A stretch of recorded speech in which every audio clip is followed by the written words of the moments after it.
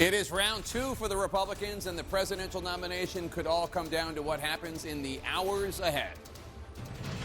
The spotlight is on historic New England and a Republican race that's down to the final two. Donald Trump is telling a whole lot of lies. If you want a losing candidate who puts America last, vote for Nikki Haley. With a head-to-head fight and a big win behind him, will the GOP frontrunner seal the deal? We need big margins. We have to set the tone for November. It's New Hampshire's choice. Tonight, a pivotal presidential primary. Donald Trump aiming for a knockout punch against the only opponent still in his way. She's not tough enough. She's not smart enough. She cannot do this job. Nikki Haley putting it all on the line in New Hampshire as she tries to put the brakes on Trump. Who lost the House for us? Who lost the Senate? Who lost the White House? Donald Trump, Donald Trump, Donald Trump. Will the former president, with a divisive record and facing criminal charges, get another step closer to his ultimate goal? This could end it. Get the big vote, it ends it. Then we could focus on Biden. Our campaign is the last best hope of stopping the Trump-Biden nightmare.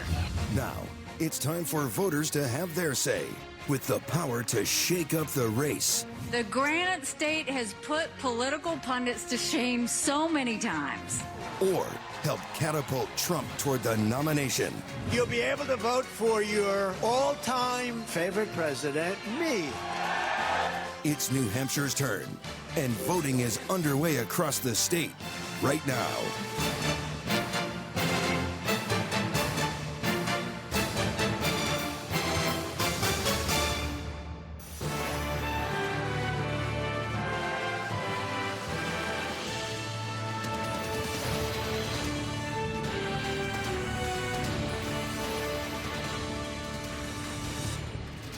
Take a look, a live view of the New Hampshire Capitol as voters across the state are putting their stamp on the Republican presidential race. They're casting ballots in the first primary of 2024, a contest that could be decisive in the fight for the GOP nomination. Welcome to CNN's live special coverage of the New Hampshire primary. I'm Anderson Cooper. And I'm Jake Tapper in the CNN Election Center. Most polling places across New Hampshire close less than an hour from now, and then the early results will start coming in.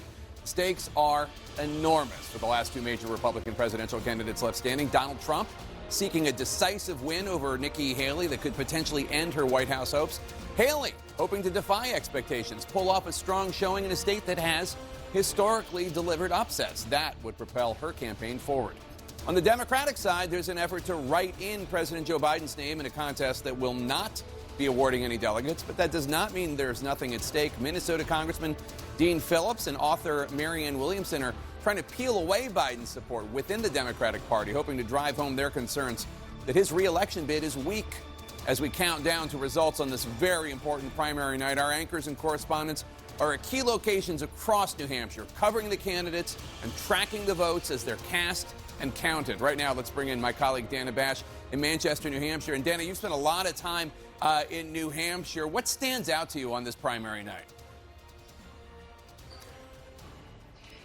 Well, Jake, the thing to keep in mind about tonight is voters here in New Hampshire make up the most unique electorate in the entire presidential nominating process. That's why we've covered so many contests here over the years, from 2000 and John McCain, 2008 with Hillary Clinton, where New Hampshire voters really surprise everyone. There are a lot of reasons for that, but one of the most important reasons is that New Hampshire has a really large amount of independent voters. Here they call them undeclared voters. Nikki Haley's campaign is really relying on those undeclared voters to come through for her here tonight. Now, I'm told in her campaign's internal modeling, what they are looking for is a share of that vote to be at least 47%. So 47% of undeclared voters for her to have a really good night. And in our exit poll, which David Challian showed us earlier this evening, it was exactly that. 47% of the voters are undeclared.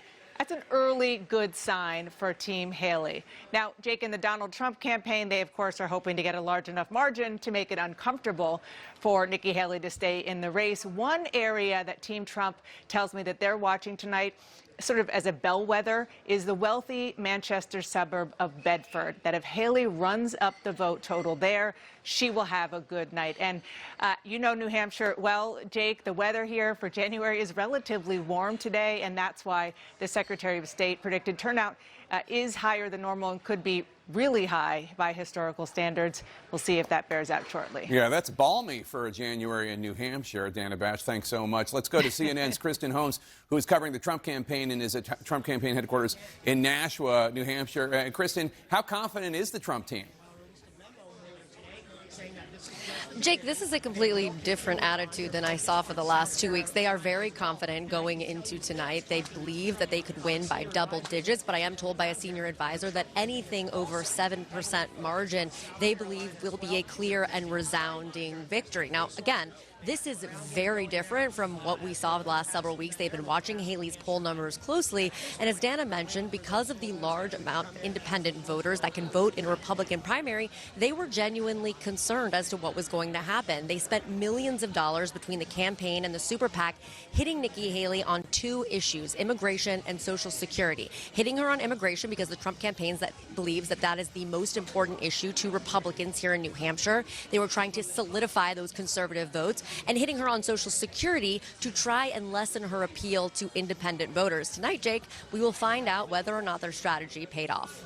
All right, Kristen Holmes at Trump campaign headquarters in Nashua, New Hampshire. Now let's go to a key voting site in Nashua, New Hampshire. Kate Baldwin is there. Kate, tell us what's going on where you are. So polls here close later than most of the rest of the state.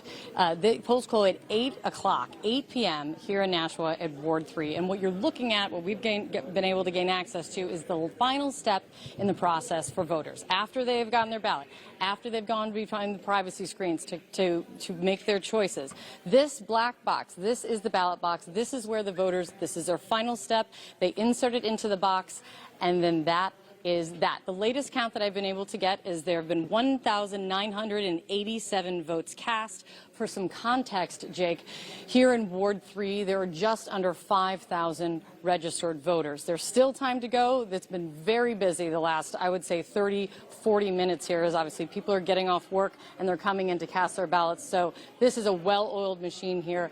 They are coming through quickly. At 8 o'clock, what's going to happen is Jed, the ward moderator, he's going to be able to hit that tabulating button, and that is when you're going to get the totals, the unofficial and incomplete totals, but the first read on where this ward is going to be going. After that, then they have to go through the process of going through and sifting through all of the ballots that require hand counting. That could be write-ins, as we know people are concerned about needing to do going through a lot of write-in ballots because of Joe Biden, but that part of the process will then take some more time. Come with me, though, because after this, the voters come out here, they leave, and we have a voter with us right here. Carmane's going to come here.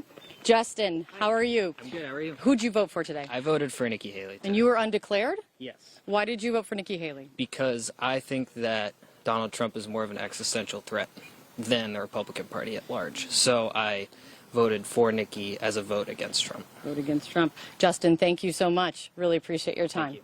Jake, back to you. All right, Kate Baldwin in Nashua, New Hampshire. About 1,800 votes cast so far there in a state where there are about 877,000 overall registered voters, I believe. David Chalian's breaking down our New Hampshire exit polls now. David, how do New Hampshire voters feel about Donald Trump according to the exit poll? Well, we see a big difference in this electorate compared to Iowa, Jake, and I just want to note these are early preliminary exit poll findings. These numbers are going to change throughout the evening as more surveys come in. But we asked this question, do you consider yourself part of the MAGA movement? Take a look here. 32% of New Hampshire Republican primary voters say yes, they do. 64% say no. Jake, this was nearly half and half in Iowa last week. Here, 2/3 of voters tonight in the Republican primary say they don't consider themselves MAGA Republicans. Do you think Joe Biden legitimately won the 2020 election? Which he did. It's split half and half. 49% say yes. 49% of primary voters today say no. Again, in Iowa last week, 2/3 of Republican caucus goers said Biden did not legitimately win, though he did. Big difference in the electorate. Is Donald Trump fit for the presidency, even if he's convicted of a crime? Today in New Hampshire, Republican primary voters, half of them say yes. He is still fit for the presidency, even if he's a convicted criminal. no. 47% of voters today say no. Again, big difference from the 2/3 who said yes in Iowa last week. And then we asked overall, no matter who you're supporting tonight, will you be satisfied or dissatisfied if Donald Trump wins the nomination? 56% of Republican primary voters tonight in New Hampshire, no matter who they support, say they will be satisfied if Trump's the nominee. But this number here, 43% will be dissatisfied. That shows the work ahead for Donald Trump if he becomes the nominee, that he will have to do some healing within the party, Jake. Very interesting, David Chalian. Thank you so much. And I suppose it is a sign of the times, Aaron Burnett, that it is good news that only half of the Republican electorate believes the lie about the 2020 election, and the other half is actually reality-based. I mean, it is the incredible thing, right? You look at it and say, oh, does that put a ceiling for Trump tonight? And then you take a step back and say, wow, half of a population that includes undeclared voters thinks that the election was stolen. Glass half full or glass half empty. You know, as you look at what is happening right now, though, Jake, these exit poll numbers that we have, Caitlin, from your sources in Trump world, how do they see these numbers so far? Specifically, some of those things that David was just saying that, at least on the face of it, don't look great for him right now. I mean, I think the most remarkable was that 50% said that they still think he's fit for office, even if he's a convicted felon. And 47% only said no. I mean, when you look at what Republicans are saying, a lot of people who have been voting for Nikki Haley, just anecdotally speaking, have said it's a vote against Donald Trump. But a lot of Republicans, even those who are her biggest surrogates, have said they'll still vote for Trump, even if he is a convicted felon, including the governor of New Hampshire, Chris Sununu. But I think what the Trump team is including hoping... Nikki Haley. Including Nikki Haley. She put her hand up. Yeah. It's very, very few Republicans who say that they're backing someone else that say they still wouldn't ultimately vote for him over Joe Biden. But the Trump campaign is walking into this tonight. They want to end the 2024 primary race. Right. Trump said earlier he doesn't care if Nikki Haley drops out or not, depending on how tonight goes. His political advisors very much do, because they understand that if she gets out of the race tonight, then it turns to the general election, and they can start focusing their attention, but also their dollars and their resources on that general election. And that is something that they're eager to do, and not instead have this drag out for 3 more weeks. Now, that's walking into this with an air of confidence after Iowa last week. We don't know yet what the voters are going to decide, so they're obviously having to watch that as well. And look, this is an electorate here that is probably as favorable as it's going to get for Nikki Haley. It's more moderate. New Hampshire is a state that likes to kind of countervail the conventional wisdom. However, as we look at these exit poll numbers, as Caitlin pointed out, those last 2 questions, how people would feel if Trump won the nomination and whether or not he would be fit for the presidency, those are actually 2 numbers that you would not necessarily expect them to be in Trump's favor, but they are. And as we go through this night, we just need to keep in mind that Trump has already been showing some inroads with some constituencies that in the past he has really struggled with, suburban people, women in particular. And so we cannot assume that just because it's a more moderate environment that he is going to struggle more. We may be seeing shifting happening in this Republican electorate as we've been seeing over the course of his entire tenure in American politics. Yeah, I mean, that's going to be the big question about the strength of Trump's coalition and his viability as a general election candidate. On those suburban voters, on people who are much more moderate, polls coming in have clearly shown that Haley is dominating with those more moderate voters. But back in 2016, when Trump won this primary and barely lost in the general election, he dominated among conservative voters and in more moderate voters, according to the exit polls at the time. Is that the case now? And how much ground does he have to make up? Because Iowa's one thing, but New Hampshire will be contested in the general election. There are 4 electoral votes that could potentially decide a very close election here. So Donald Trump's ability to expand hit beyond very conservative voters is going to be key. Interesting how strongly some of these voters, Jake, hold their opinions. Yeah. What was it when Nikki Haley spoke to Dana earlier today? Twice she said, I think that he's fit for office, talking about Trump. And then once she said, well, of course, I wouldn't be running if I thought he was fit.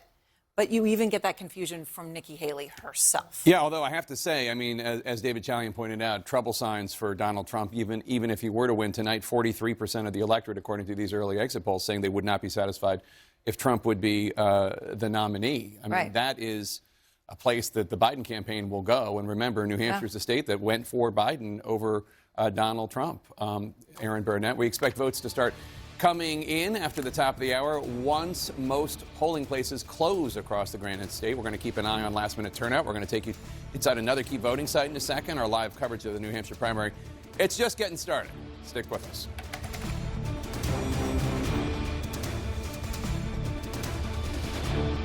And we're back with our live coverage of the New Hampshire primary with ballot cams capturing the action at key polling places. This is the second Republican presidential contest of 2024. It could effectively decide the fight for the nomination. John Berman is in Manchester, New Hampshire right now inside a polling place. John, what kind of a turnout are you seeing there?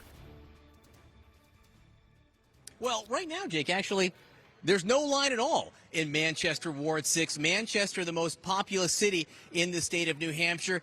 The turnout, I'd say, has been robust, maybe not earth-shattering. Come on in. The water is warm here. When people do show up, they come here to this table. See my favorite poll worker, Sheila, here.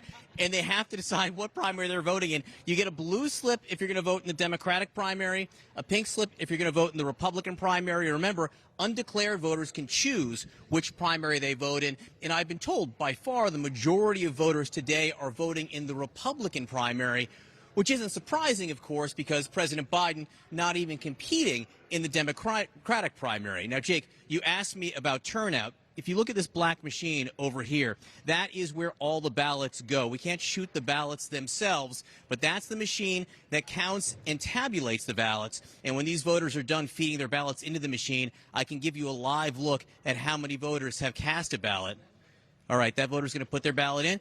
And, Stuart, why don't you come over here? Let's shoot this number right here. If you can push in right there, as of 6:21 p.m., 2,736 voters have cast ballots in Manchester Ward 6. 2,700. The record here is 3,700. Now, what isn't known is how many are Democratic ballots, how many are Republican ballots. More than 2,100 would be a record for Republicans. I've been told there are a lot of write-in ballots. You want to know how many? I was told by the moderator here. That many. A visual demonstration of a stack of ballots that high for write-ins here. Now, once voters vote, they come outside of the hallway, and we are allowed to talk to them. Hi, how are you? I'm okay. There's a voter right here. What's your name? Judy. Judy. You cast your ballot in the First in the Nation primary. Who'd you vote for? I voted for President Trump. You voted for Donald Trump. Why? Because we had 4 amazing years. We had no wars. No wars for 4 years. We had energy independence. We had safe borders. We were taking care of our veterans. Are you an undeclared voter or a registered Republican? I'm a registered Republican. Who'd you vote for 8 years ago? If you were here in 2016, do you remember? I voted for Trump. You're a hardcore Donald Trump voter turning out here in Manchester Ward 6. Great to see you. Thank you so much. Now, Donald Trump in 2016, when this was a competitive primary, he won this ward by about 20 points. So you would expect to see a lot of voters like that picking up here. We will wait and see at the end of the night how he does. Jake? All right, John Berman in Manchester, New Hampshire. Let's go to the Magic Wall now and talk to John King about where the votes are and where we're looking, especially tonight. John, earlier, Dana Bash said that Nikki Haley's folks are keeping an eye out for I think it was the Bedford suburb of Manchester, New Hampshire. Where are you looking? That's one of the places we will look. Let me walk through it just for people who maybe didn't follow overnight. You see that filled in there. You see that number there. 6 votes were cast at midnight as tradition in Dixville Notch. Nikki Haley got them all. So you see she already has the only votes that have been counted. It's probably visually a stunner to people to see we have votes already. So where was John Berman? He was in Manchester. This is one place we're going to watch because, as he noted, it's the most populous city in the state. It also is a very gritty, blue-collar place where Donald Trump, you just heard that voter, tends to do well. So there's a lot of people and a lot of Trump voters. Very key. Manchester, absolutely key to Donald Trump. So what did Dana mention? She mentioned Bedford. It's the neighboring suburb. It's just outside of Manchester. If you're familiar with Manchester, you come southern part of the city, you see the New Hampshire Mall, off you go into more leafy, beautiful Bedford. Now, why are they worried about that? Right? I just want to go back in time. Number one, 12th most populous township in the state, so a decent amount of people there. Number one. Number two, though, if you go back to 2016, the Republican primary, Trump won it. But he only got 28% of the vote if you round that up there. And remember, in 2016, Donald Trump won the suburbs, often in the primaries, including in New Hampshire, and then narrowly against Hillary Clinton in the general election. It has been since then, 2018, 2020, 2022. We saw the suburbs revolt against Donald Trump. Now, these are Republicans, but also undeclared voters, so it is a great test. A lot of independents in the suburbs. So as Dana points that out, it's one of the places we'll watch. So let's come back. This is the 2016 map. Worth remembering, this is Nikki Haley's best chance because undeclared voters can state. Also worth remembering, Donald Trump won this state. This was his first win in 2016. So he's not weak in New Hampshire. He's actually quite strong. So it's Haley's best demographic, meaning undeclared people can vote, and the Republican electorate tends to be more moderate than, say, in Iowa or South Carolina. but it's still a strong Donald Trump state. So come back here, just one more quick point, and then you ask anything you want. You always look for places that have a history of getting it right, right? David Chalian sent me a note this morning. I'm walking through some of that, checking it out myself. So here's one up here in the north, right? One of the things you want to look at is throughout the diversity of the state. In the rural north, Lancaster, little small town, 106th of the 260, so it's right in there in terms of population. They've gotten it right in every New Hampshire Republican primary for 70 years. So it's a place you keep your eye on. Just one more. We come out to the coast right here. Might be the same 20 people, just getting it right every time. Just above, this is Dover here. You come down below Dover and Newington along the coast here. You're going to watch as well because this is where the people are. One last quick thing. We'll just show you these counties. The counties that are now the lightest gray, those are your suburban counties. Trump did well in those counties in 2016. Absolutely essential to Nikki Haley right down here tonight. All right, John King, it's crunch time in New Hampshire. Most polling places are set to close at the top of the hour. Stay right here as we track every vote and bring you all the up-to-the-minute results on this momentous night in the 2024 election.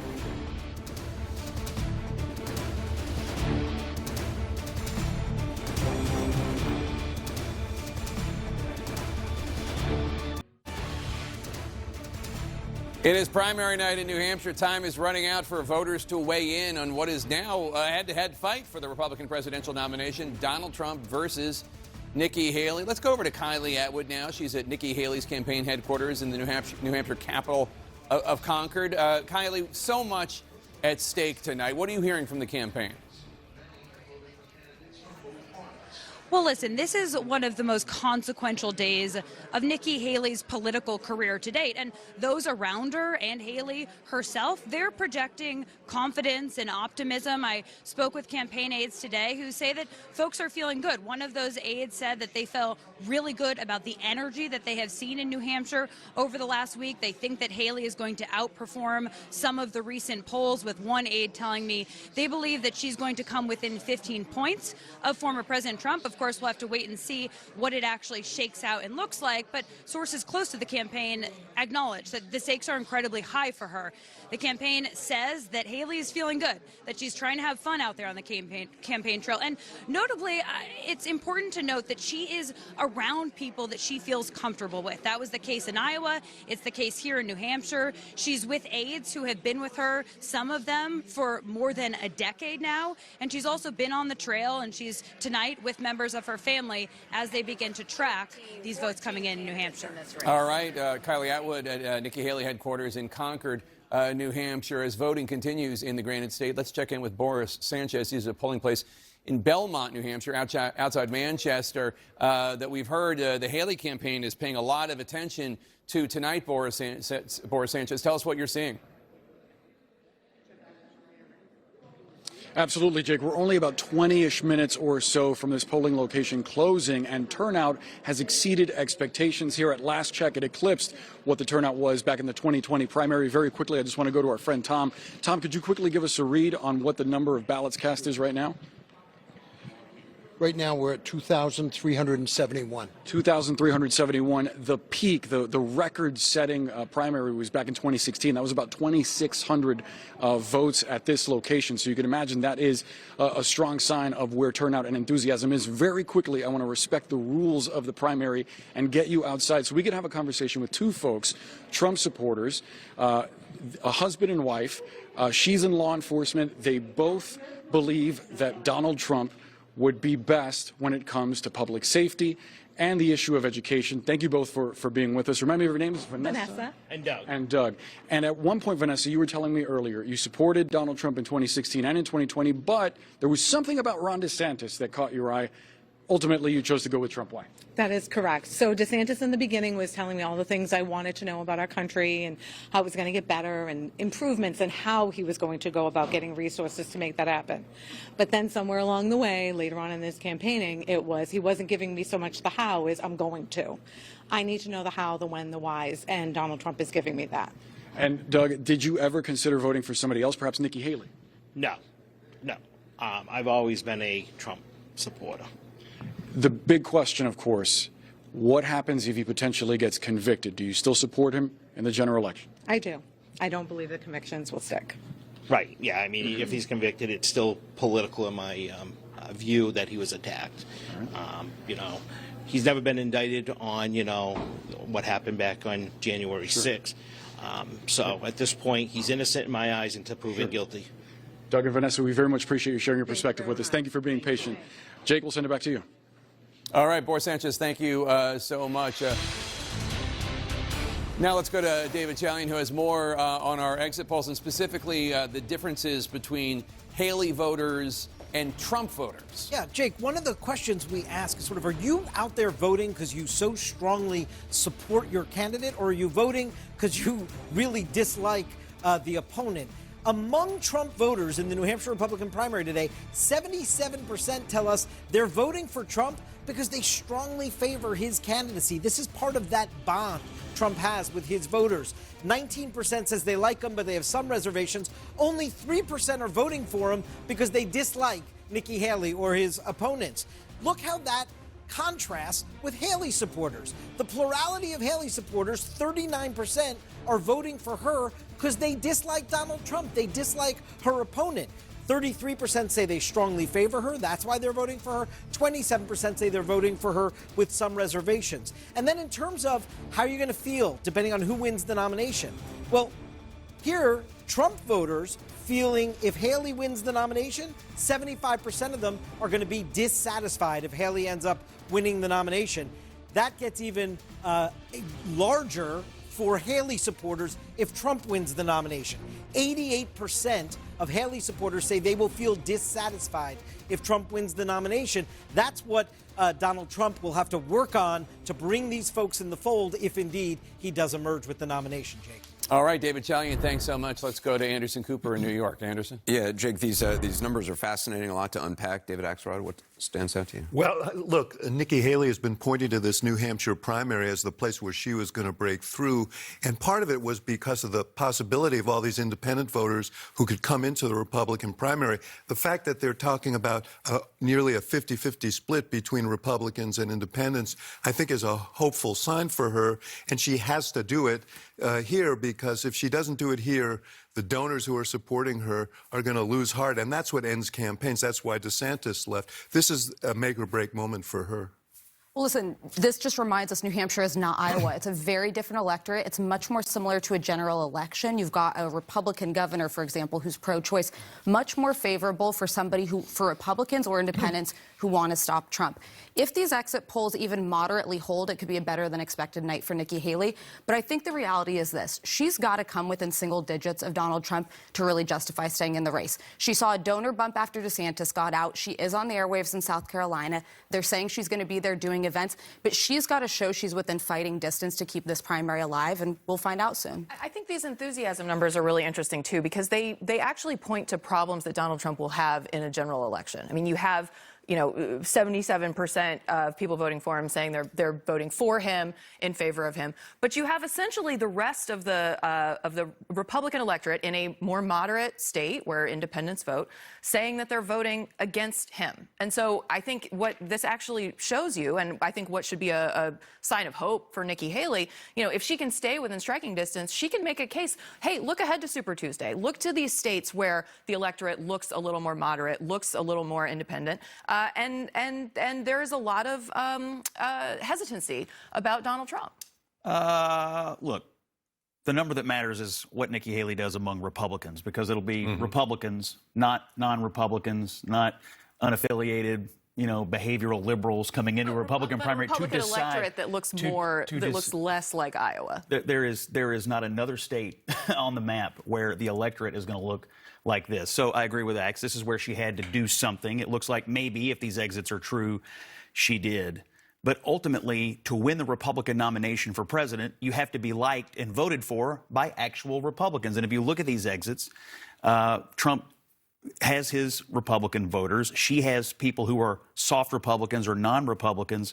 That is not going to be the case moving forward. Now, it does portend some issues for him in the fall. I mean, you got these independent voters who obviously don't care for him and don't want him to be around anymore. But if you're worried about enthusiasm for a candidate, not for nothing, but the President of the United States got massive enthusiasm problems going on in his own base, which I would say far exceed what Trump's got going on in his. I know your focus is Republicans. I'm glad that it is. I think that the big picture of New Hampshire is it does sort of symbolize the conversation around swing voters, but specifically suburban voters, where Trump has lost ground, as John mentioned, the 2018, the midterms. This is where there started to be a softening for him. And this is his, I think, one of the final hurdles to saying, look, this is my party. It's all populist all the time, no matter where you live, no matter who you are. This limited government stuff is over. This stuff about foreign affairs and policy, it's over. This is the electorate, I think, that should there be a very tight race, et cetera, it will really, I think, put a feather in his cap on saying, this is mine. Van, do you think Haley needs to come in within single digits or win tonight? Single digits or win. What I see based on the early exit, the antibodies are trying to kick in. Like, people are coming out. They're saying, please no. People saying, please stop Trump somehow. So you're seeing the antibodies kicking in. For me, it's not just Nikki Haley that's on the line tonight. There were 3 theories about how you stop Trump. One was attack him frontally, punch the bully in the mouth. Chris Christie did that, broke his hand. That was not the answer. Second theory, out-Trump Trump. Be more Trump than Trump, or be younger, or be different. DeSantis tried that. Vivek Ramaswamy tried that.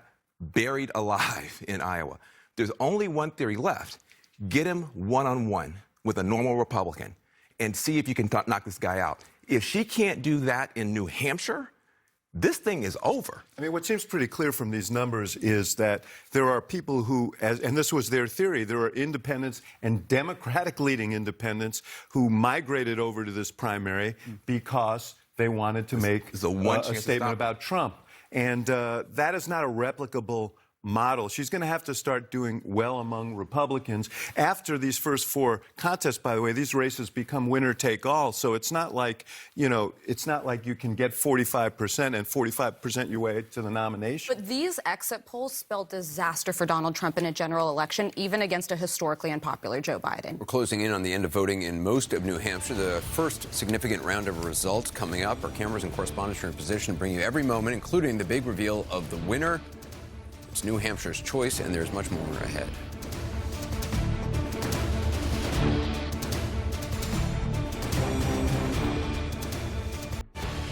Right now, New Hampshire voters have extraordinary power to shape the fight for the Republican presidential nomination. Most polling places across the Granite State are scheduled to close in just a matter of minutes on this very important primary night. Let's check in at some key polling places. Sarah Seidner is in Concord, New Hampshire, the capital. Sarah, your location is set to close soon. What's going on there? We're exactly 14 minutes, and they are serious about all of the rules here. I want to show you what's going on. So if you look to my left, you will see a big black box. That is the ballot box. So when people get done with their vote, they come and put their votes in that, and then they leave. There have been 1,855 ballots counted so far. And to give you some idea of where that is, it's about 56 to 60% of the total number of voters in this ward, which we are hearing is a very, very high voting area. So we're about 60% of the folks who are registered to vote. If you look behind me, you can see where people are voting just there. You see those stripes with the red, white, and blue. People go in there, they pick their choice, and that is where they vote. And then they sign in here. But here's a fun thing. Right over there, we've been seeing people slowly coming in, and that is where new voters register to vote, and then they go over and vote. Now, here's what happens once they do that. The whole place goes wild. You know why? Because they pick this bell up after they're registered, and they go to vote for the very first time, and this is what you hear. More cowbell, Jake. That's what you hear at Ward 10 in Concord, New Hampshire, when a new voter votes for the very first time. Very nice. I've got a fever, and the only answer, the only prescription is more cowbell. Sarah Seidner, thanks so much. Let's go back to Kate Baldwin now. Always. She's still at that polling place in Nashua.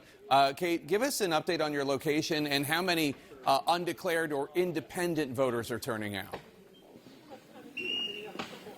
Absolutely. Well, I may not be able to top a cowbell. I can top you with new vote totals, with what the voters are saying here tonight. So we just got the latest vote count, the latest tabulation there. The latest we have here in Nashua's Ward 3 is 2,138 votes have been cast. For context, there are just under 5,000 registered voters in Nashua's Ward 3. After they cast their ballot, one of the big options and important options that folks in Ward 3 take a lot of pride in is undeclared voters re-registration, becoming, as I have coined it, probably in a non-scientific way, re-undeclaring. And this is where they come right to this table where they can once again become an undeclared voter. And the latest, and it's actually been updated since we got our latest count, 636 people stopped by this table to undeclare once again, which is about 13% of all registered voters, about 30% of the vote count that we have here. Come outside because we're going to follow the rules somewhat if we must. Because this is where one of these undeclared voters who undeclared once again is Kevin Kelly. It's great to meet you. Nice to meet you too. Who did you vote for this evening? Nikki Haley. And why did you vote for Nikki Haley? It's a vote against Trump. I think it would be better to have her against Biden in the elections than it would be Trump and her. Do you consider yourself generally independent, Republican, or Democrat? Democrat.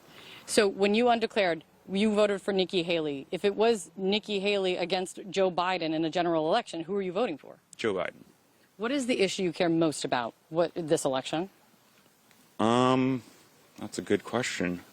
I guess the economy. I don't think that Trump would have done a good job with the economy as Biden would have. Kevin Kelly, it's great to meet you. Thank you for sticking around in this chilly evening. Really appreciate it. One of the many undeclared voters voted tonight and went back to that table to re-undeclare so they can have that, they can maintain that status next time around. Guys. All right, Kay Baldwin, thanks so much. Let's go to Dana Bash now in Manchester, New Hampshire. And Dana, you have a panel there to talk about that. But that voter right there, that's exactly what Republicans warn against, but it is also just one of the things that happens in New Hampshire's crazy primary. We've seen it happen before with Democrats crossing over to vote for Republicans and Republicans crossing over to vote for Democrats.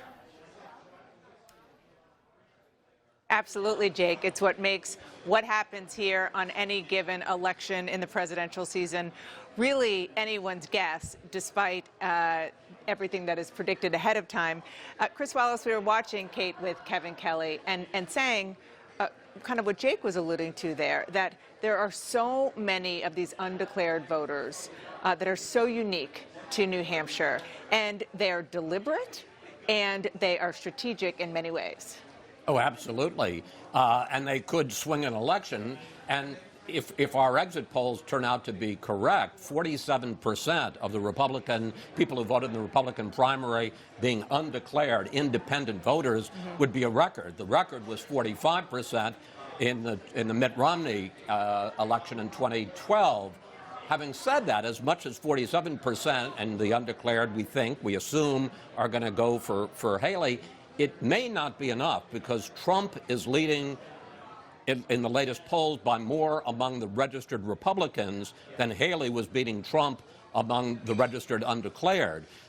In fact, I was talking to a top member of the Trump campaign team this afternoon who said, we would really get worried if 55% of the electorate were undeclared.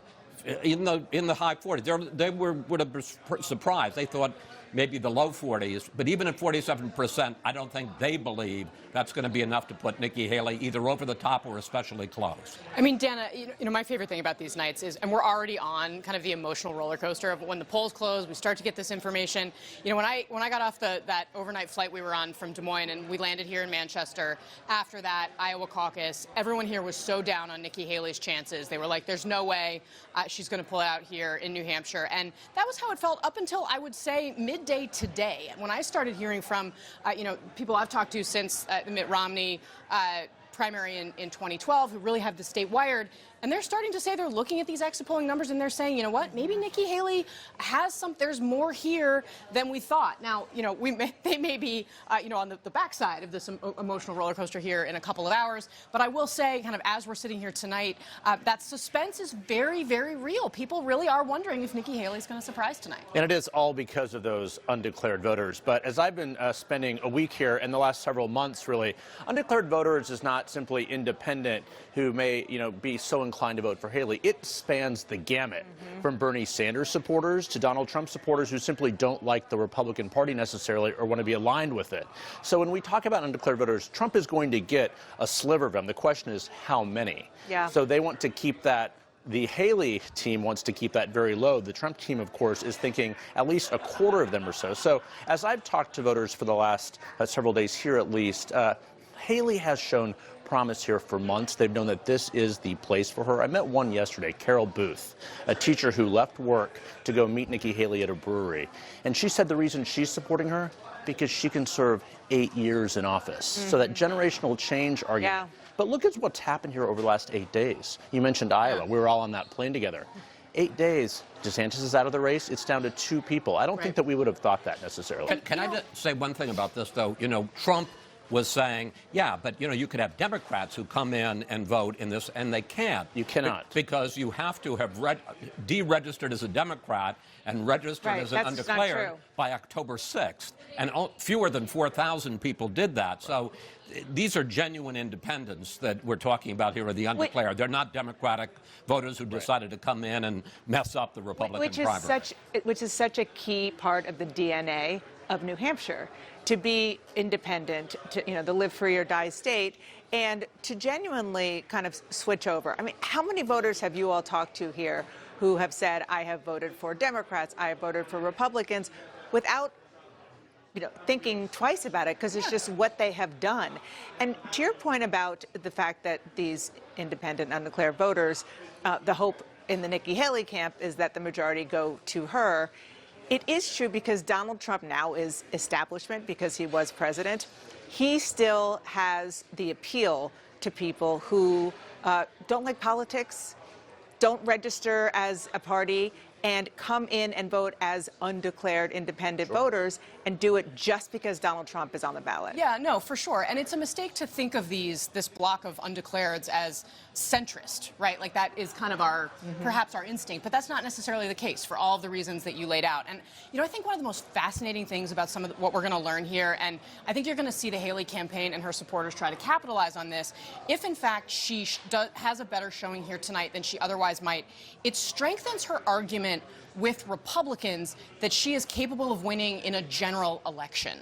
And they have not really, one of the major things we haven't seen in this race throughout the entire arc of it, there has been no one that has been able to stand up and credibly say, I could beat Donald Trump in the nominating contest and do better against Biden. This electorate is one that is much closer. The dynamics that shape it are some of the same dynamics that are going to shape, the electorates in Arizona and Georgia and the states that are going to decide the election. That's her whole argument here. So if she can come out of here and be able to make that argument more strongly to donors who are, would be willing to fund or not her continued campaign, and then whether or not, Republican voters buy it, I mean, that's really the only path I see for her at this point. And at a rally in Rochester last Wednesday, I'm thinking this exact point. 2 friends came. One who thought that Nikki Haley was too conservative. One thought that she's too liberal, but they both were voting for her because she could restore the Republican Party. So we heard that again and again and again. It is an uphill battle even if she wins in this state, and that's a tall order at this point. But for now, at least, this is definitely much more of a race than it might have seemed with that Iowa 32%. But it's all about the margin tonight, and we'll find that out. But just remember, even if she does well tonight, and I'm not being a naysayer about Nikki Haley, her next shot is South Carolina in a month. And right now in the polls, she's down by about 40 points to Donald Trump. I mean, one of the things we're talking about here is independents coming into a Republican primary and having their say, and that's legal and allowed and all of that. On the other hand, it is the Republican nomination, and it's really hard to win the Republican nomination if registered Republican voters are overwhelmingly for your opponent. And for her to stay in this race till late February, which is when the South Carolina primary is, and she trails by a lot. And it's a tall order. That's the whole argument that the Trump campaign makes over and over again, and you hear the former president saying it on a loop, which is that she is appealing too much in this Republican contest to independents, he calls them rhinos, but to people who are not tried and true conservatives. In this memo that the Haley campaign released today, which is, sort of a messaging strategy memo from her campaign manager, she makes the argument that South Carolina has more of a similar electorate to New Hampshire than people realize. We have to sort of say, okay, pump the brakes on that a little bit. Yes, people who are not registered Democrats can vote. Registered Republicans can vote, but Democrats who vote in the primary that's earlier, I think it's just in a couple of weeks. A week from Saturday. They can't do it. And the percentage of independent voters there is nowhere near what it is here. Nowhere near. It's not. And I mean, my question for South Carolina for her is, what has happened to the country club Republicans that live down in and around Charleston? Have they left the party? Are they actually going to come out for her? Are they willing to go against Trump? I mean, the electorate down there is so for the former president. It's just pretty overwhelming. But bringing it back to New Hampshire, it all matters the margin here. This could be an academic discussion, or it could not be. But look, I think any polls now are essentially outdated. So what happens tonight? This race potentially starts new, or it doesn't. Yeah. All right. Great discussion. Jake, I'm going to toss it back to you.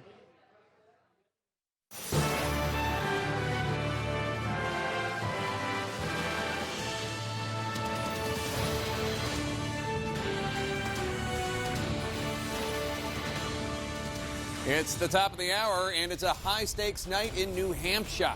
As voting winds down in the Republican presidential primary, most polling places are closing right now, and we could get results at any moment. I'm Jake Tapper in the CNN Election Center with our special live coverage. We're getting closer to a critical moment, our first chance to potentially project a winner.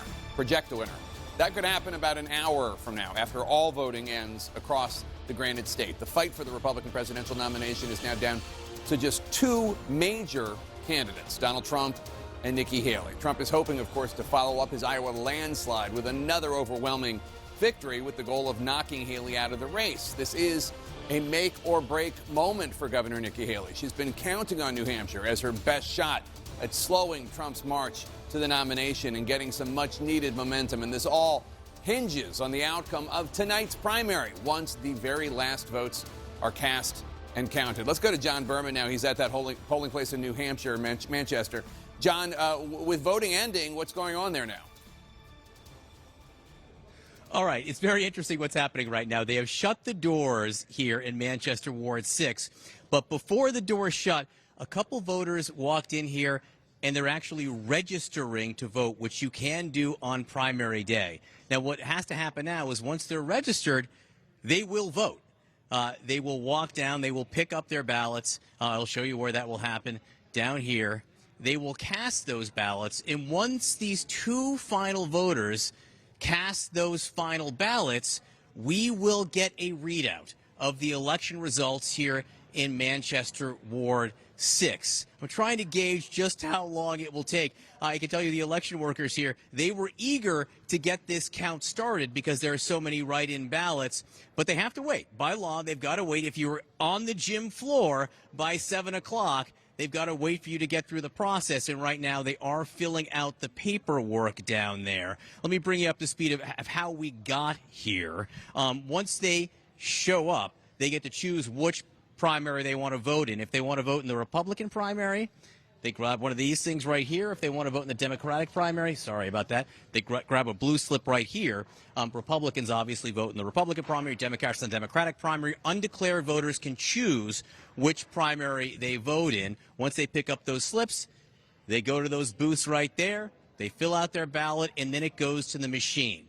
I'm going to point right down the camera right here one more time so you can see they are still filling out the paperwork to register. So it could take a few minutes before they cast that ballot now, that final ballot in Manchester Ward 6, and it is fed into the machine and counted. A few minutes ago, as of a few minutes ago, there had been 2,800 votes cast here. The record is 37 1,100. But what is unclear is how many Democratic votes are. About 2,100 would be a Republican record. So we'll try to figure out how many votes were cast in the Democratic primary, including those write-ins for Joe Biden. Jake, I will shout the minute that these two voters cast their ballots there, and we will get a full readout from Manchester Ward 6, which could be a good barometer of where things are headed tonight. Jake? All right, John Berman in Manchester, New Hampshire. Thanks so much. I'm with John King here at the Magic Well. Give us an overview of Manchester. I was looking forward to letting voters see my really bad scribble for the first time, but we'll bring it back if we get there. Look, Manchester is the largest city in the state of New Hampshire. There are no giant cities in the state of New Hampshire, but if you've ever been through, it's right along the river. Former big mill town, more diverse now, with a lot of those mill jobs are gone. But this is your blue-collar, gritty center of Manchester. It is very important to Donald Trump because there's a lot of blue-collar Republicans there. He has remade the Republican Party in many ways. It was critical back in 2008. Again, Obama had an early lead in New Hampshire. Hillary Clinton turned out voters here to the last second. That's why it was interesting, kind of amused to see people showing up at the last second because that's, this is why you wait and watch this play out. So let's go back to 2016 and let's look at Manchester. In the Republican primary, Donald Trump got 37% of the vote if you round that up. The difference, and this is going to make tonight interesting. Remember, most of his rivals dropped out. Now, DeSantis, Christie, Ramaswamy, DeSantis and Christie definitely. I believe Ramaswamy also still on the ballot, right? So people can still vote for them. But back in New Hampshire then, you had Kasich, you had Jeb Bush, you had Ted Cruz, Marco Rubio, you had Christie, you had Carly Fiorina, you had Ben Carson, you had Rand Paul was still on the ballot, Rick Santorum and Mike Huckabee still on the ballot, the former Virginia governor, Jim Gilmore. So you had a lot more candidates then, and yet Donald Trump won the state with 35%, and he won the city of Manchester. That's Concord, excuse me. Let me drop on down. That's the capital. But Donald Trump won that as well, and he won the city of Manchester at 37%. This is why, what John says, the early bellwether, right? We're going to count. We're going to go on for a while. Sometimes the count in New Hampshire, by the way, goes slow. Not because anything nefarious is afoot. It just takes time, especially when you have all those write-in ballots, because Joe Biden's a write-in campaign. But just want to remind people, yes, this is Nikki Haley's best shot. Some people think the last best shot to prove she can beat Donald Trump somewhere. It was a good state for him. John, I'm going to interrupt you right now. Sarah Seidner is in Concord, the capital, right now. Sarah, tell us what's going on where you are. So what you're seeing the moderator there, Jay Whitelaw. She is an attorney. She is very serious about her job, but she is also having a good time. It is 7:05, so polls have closed here, and she is getting tape. You'll see that ballot box, and you hear that, sounds like ticker tape. You hear that tape sort of coming through the ballot box there. And as it comes through, and when she pulls that, it will give her the numbers. She will then make a phone call to the Secretary of State. There are 3 different tapes that come out of that box that gives her the numbers of the people who voted and who they voted for, and then she will give that information to the Secretary of State and to the city as well, and then keep one, and it will be checked several times to make sure everything has been done properly. So far, there are more than 1,855 people who have voted. That includes absentee ballots as well. And so you will see this process happening now. Eventually, she will go over, she will pick up the phone, they will have the conversation with the Secretary of State, and then she will announce who won, basically, who got what votes to the folks in here. But the polls have closed. There is no one that I see left in line. Everyone has been able to vote. And so as you're seeing here, this is like the last bit of what happens here in Concord. This is Ward 10, a very high voting district. According to all of the folks here, people are very, very, very much into making sure that democracy works and that they are taking part in it. She is now going to call up the city and call up the Secretary of State. We may hear this phone call a little bit as she is making that call. Let's listen in.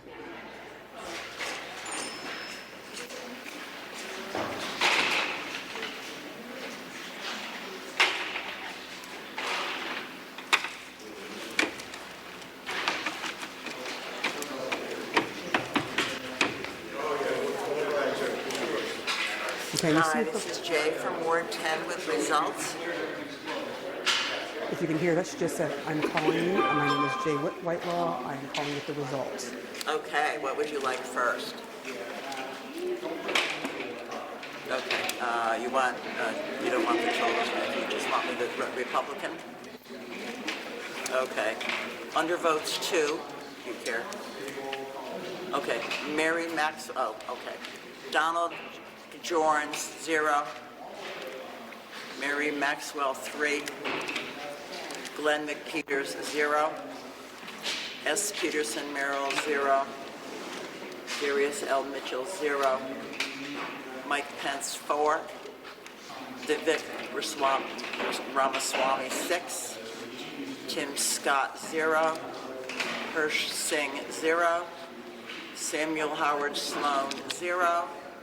David Stuckenberg, 0. Rachel Swift, 0. Donald Trump, 467. Scott Allen Ayers, 0.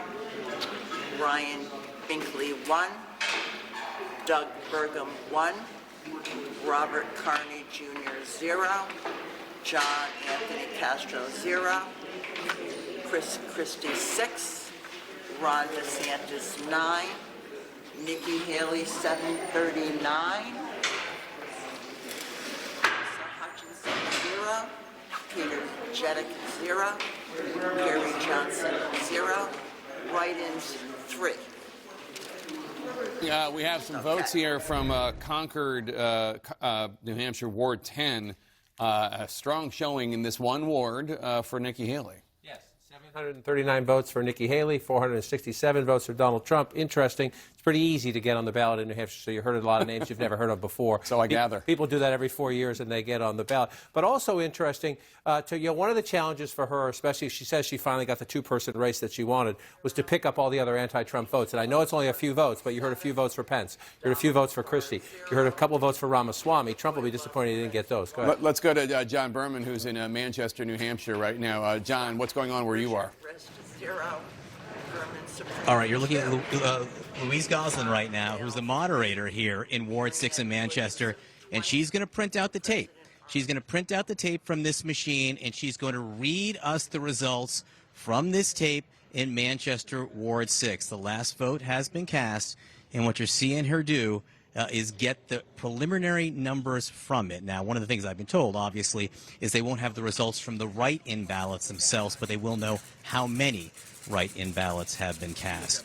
As you're listening to her speak and read out the numbers, remember, Donald Trump won by about 20% here in the 2016 Republican primary, so that's a little bit of a gauge of how he's doing here. One other thing, the record Republican turnout here, as we're watching her go through this, was about 2,060, so more than that would be a record Republican turnout here. We'll try to get a sense of what that is. This is the tape.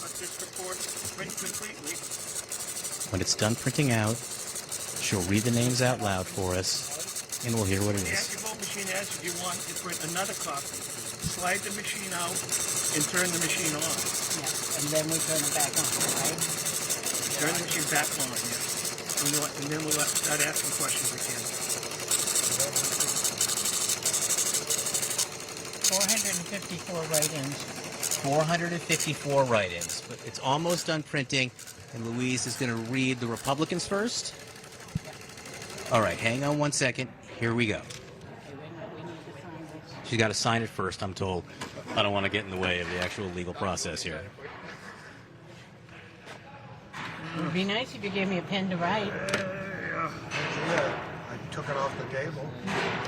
Oh, there's two down. We have a little bit of a pen issue in Ward 6 here in Manchester. Wait a minute, here. Mine was writing earlier. Yeah, maybe it's the paper. This right. I have a felt tip. Is it legal? It's the carbon. It's the underneath it, yeah. We had it. All right, Louise has now found a pen. It was the fourth pen that worked. She has signed the short tape here, and we are about to get the results read here in Manchester Ward 6. Again, remember, Donald Trump won by about 20 points here. So if Nikki Haley is within single digits of that, it is a much closer race. All right, I'm told right now that there are different people have to sign this to verify that it is in fact the tape from the ballot counter here. A lot of signatures with pens that don't work so well. All right, this is the final signature. Second, the penultimate signature, I am now told. Okay, last signature.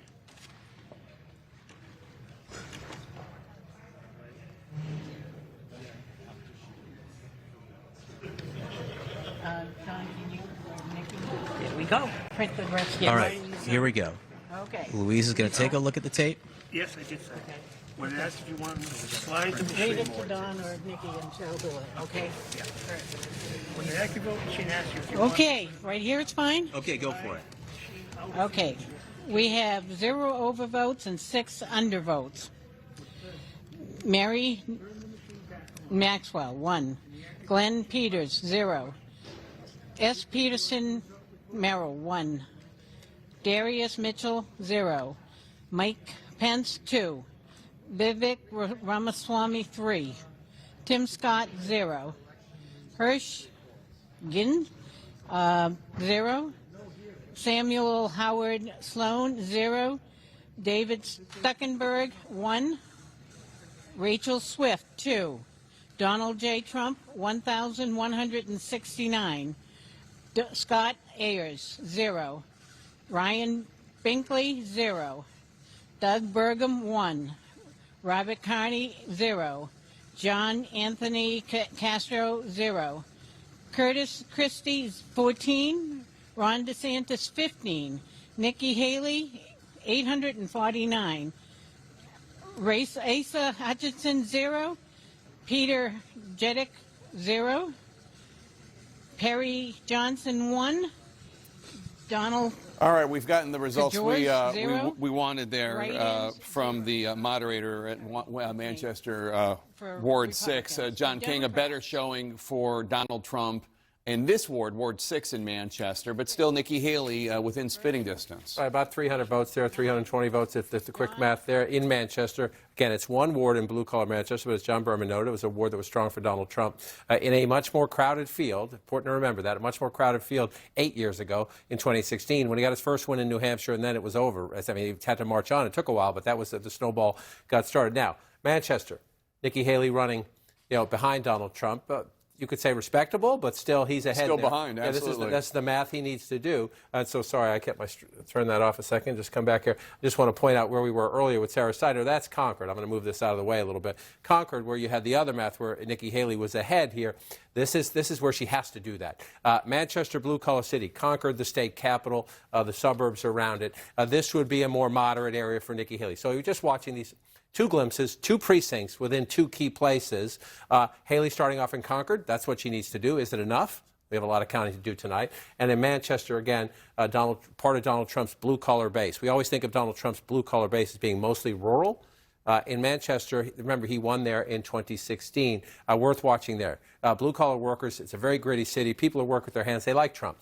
Is that the right margin? We'll have to see as more precincts come in Manchester. Just to go back, just again, that's here. That's Manchester. I want to move this out of the way so it doesn't distract people a little bit, and I need to get it completely out of the way so I can go back in time. Here we go to 2016, citywide, right? That was one precinct. He got 40% of the vote. The expectation is, in a two-person race, he was president of the United States, he was a nominee, he should do much better than that. Right. But this was key. Manchester was key. One of the places where, in a lot of places, it was close, right? The margins within the candidates were closer than this. This is one of the places where Donald Trump had a lopsided win over the 8 or 9 other people on the ballot back then. So it will be interesting to watch as we get more results in Manchester, how that holds up. And just one other key quick point about the value of having these great reporters on the ground. You see, well, Concord's votes, Sarah Seidner was there, right? She gave you that one precinct. It was for Nikki Haley. Here it is here right now, coming in this way. Could be a little bit more than that. But you're getting your first vote. So because we have people on the ground in right places, sometimes you are seeing results, and I'm scribbling them down with my messy handwriting, before they actually get fed into the system, because you see the phone calls happening, they call the Secretary of State, and then they go into the official report. This is not the Sarah Seidner's numbers. This is official. This is official numbers. Yeah, these are actual real votes. Right. Those are official votes coming in. And again, we have some votes. Let's go check over here in Keene. This is where you're going. Essentially, you know New Hampshire well. You start over the seaport, and you're driving west toward Vermont, essentially. This is along southern New Hampshire. And again, it's 22% of the vote.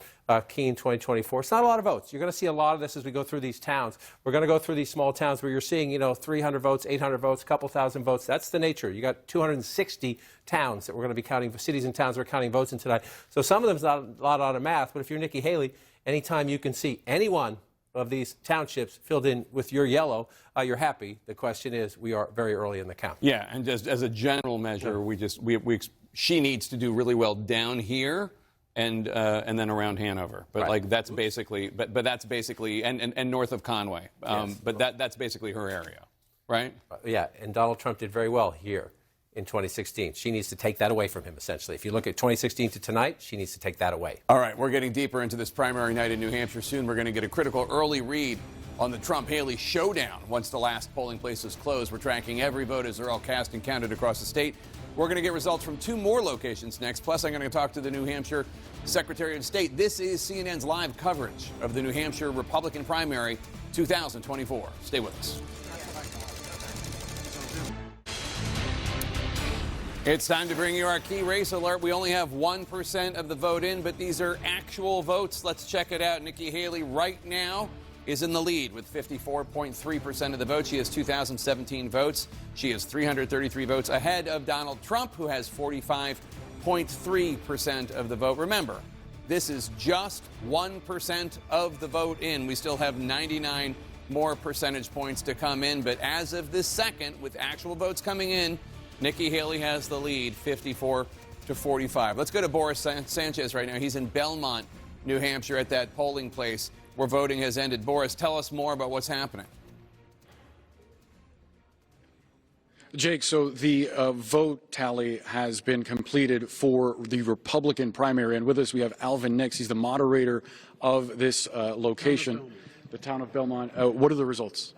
I'd like to welcome you all to the town of Belmont, January 23rd, 2024 presidential primary, based on guidance provided to me and moderators of the state to announce the Republican results while the Democrat results are still being tabulated.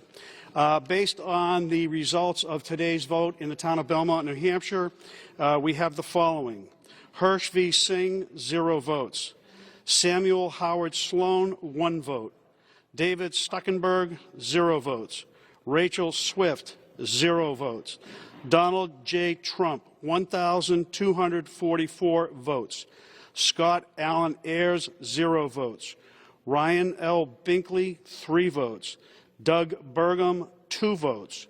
Robert S. Carney, Jr., 0 votes. John Anthony Castro, 0 votes. Chris Christie, 2 votes. Ron DeSantis, 12 votes. Nikki Haley, 640 votes. Asa Hutchinson, 1 vote. Peter Jeddick, 0 votes. Perry Johnson, 0 votes.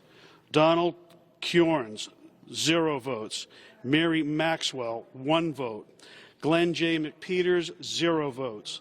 S. Peterson Merrill, 0 votes. About Rachel Swift Darius versus Samuel L. Howard Mitchell, Sloan. 0 votes. I think we got the numbers we need, which are Nikki Haley, about half the number of votes that Donald Trump got in this one ward in Belmont, the township of Belmont.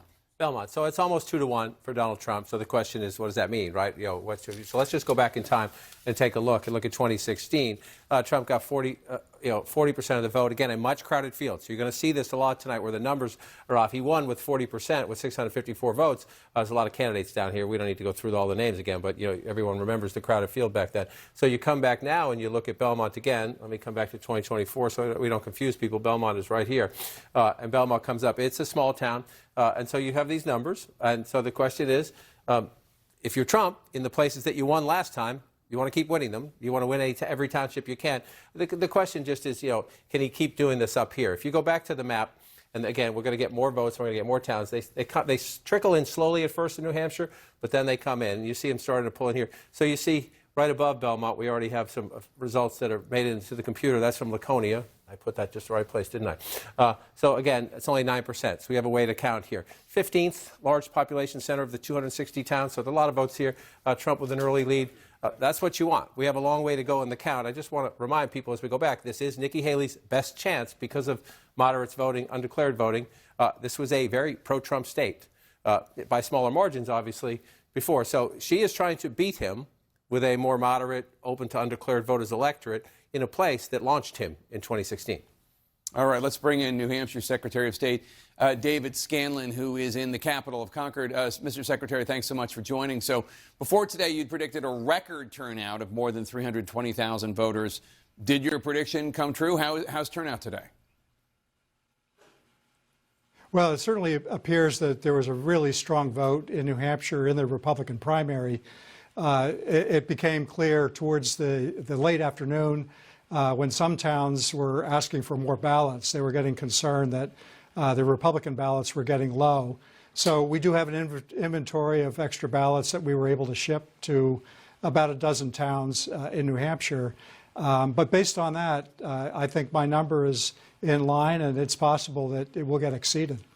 Any reports of any serious irregularities or any problems at any of the polling sites? No, it was a very smooth election today, and obviously there are minor problems in every election. Those were dealt with quickly, and this was a very smooth election, and hopefully the results will come in equally smooth. What's being done to make sure the ballots are secured and counted accurately? What's the process there? In New Hampshire, counting the ballots is a continuous process in the open. So anybody that's interested can observe a polling place.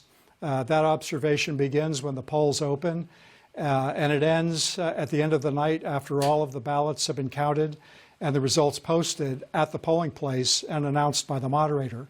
And then those vote totals will be sent to the Secretary of State, my office, tomorrow morning very early, and take those numbers and aggregate them so that we can come up with the official statewide totals. All right, Secretary of State Scanlon, thanks so much for joining us. Appreciate it. There's only about a half hour left until all voting ends in New Hampshire. Remember, some of the townships allow voting later than others. That will be our first chance to potentially project a winner of the New Hampshire Republican primary. More votes are being counted. More votes are being reported. We're going to bring you all the updated numbers after this quick break.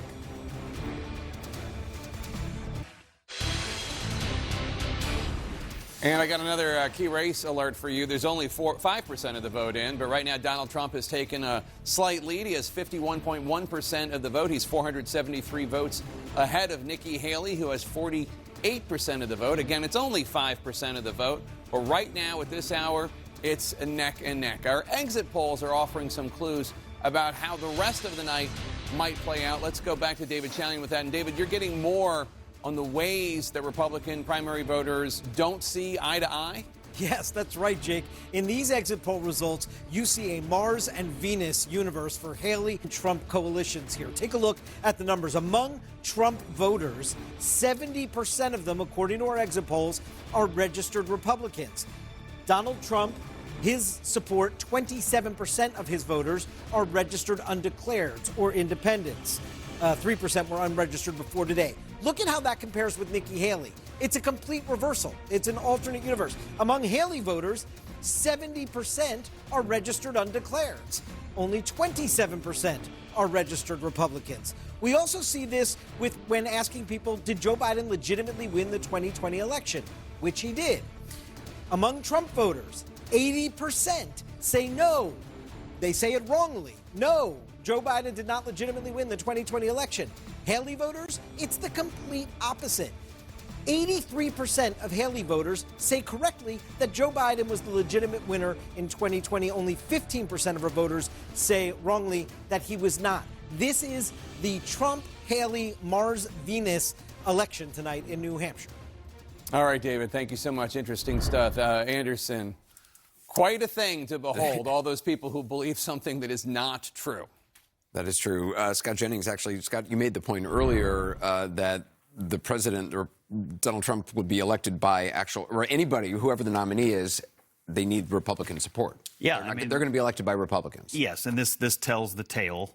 Trump's winning 70% of registered Republicans, which is interesting because a lot of folks thought this particular Republican Party is more moderate. Well, the last 5 national surveys that have been released on this race have all had Trump at or slightly above 70%. So if these exits hold and he gets 70% of the Republicans who are registered Republicans in New Hampshire, then he's going to hit the number that he's hitting among the party at large. I say all this, and I've done a complicated algorithm to tell you, Republicans support Donald Trump, even if the unregistered unregistered voters What's don't. the margin of error on that? 0. We were out of crayons, so. The Republican Party, and look, this may be they may be walking into a huge folly here. but the Republican Party wants to rerun this thing because they believe they are on the cusp of euphoric vindication. They may be wrong, but that's what we're seeing among the actual party members. But Scott, I hear you, I see you. You are not wrong that Donald Trump is by and far away the dominant force in Republican politics. That is a fact. But even in Iowa, nearly half of the people voted for someone other than Donald Trump. Now tonight, this is independents, and this can be Republican independents who lean Republican. People you need in a general election are skewing so strongly to Nikki Haley. If you're looking in the vacuum of the primary, I think we know the direction this very likely could go, which is Donald Trump is favored to win. But these are horrifying numbers for him in a general election, which is Nikki Haley's best selling point and what she needs to tell donors to stay alive and to stay in this race. I feel like exactly. I'm in family therapy, actually, for the party. And this does pretty much sum it up, right? Like those folks that are like, it's over, this is his, and the people who are like, there's a fighting chance. There's some of us who are going to magically show up and say, no, we want to be the Republicans we were in 2002. I don't know if that's the case, but certainly this is the kind of moment where people are sending a message one way or another. Yeah. They are making the call. Yes, and I looked at Scott's really complicated algorithm, and I created one of my own, Trump week in the general election. That's what these numbers show us. And there are numbers here that indicate, I mean, look, you've got 50% of, or 47% of voters today who say that Trump wouldn't be fit to be president if he were convicted of a crime. So your 70% of Republicans who are embracing him wholeheartedly are putting somebody forward who has I'm massive blown away by general all election. you mathematicians with your complicated. But the fact is that among Republicans, and this is one of the reasons why Trump has advanced, I think the notion that he can't win has receded over time.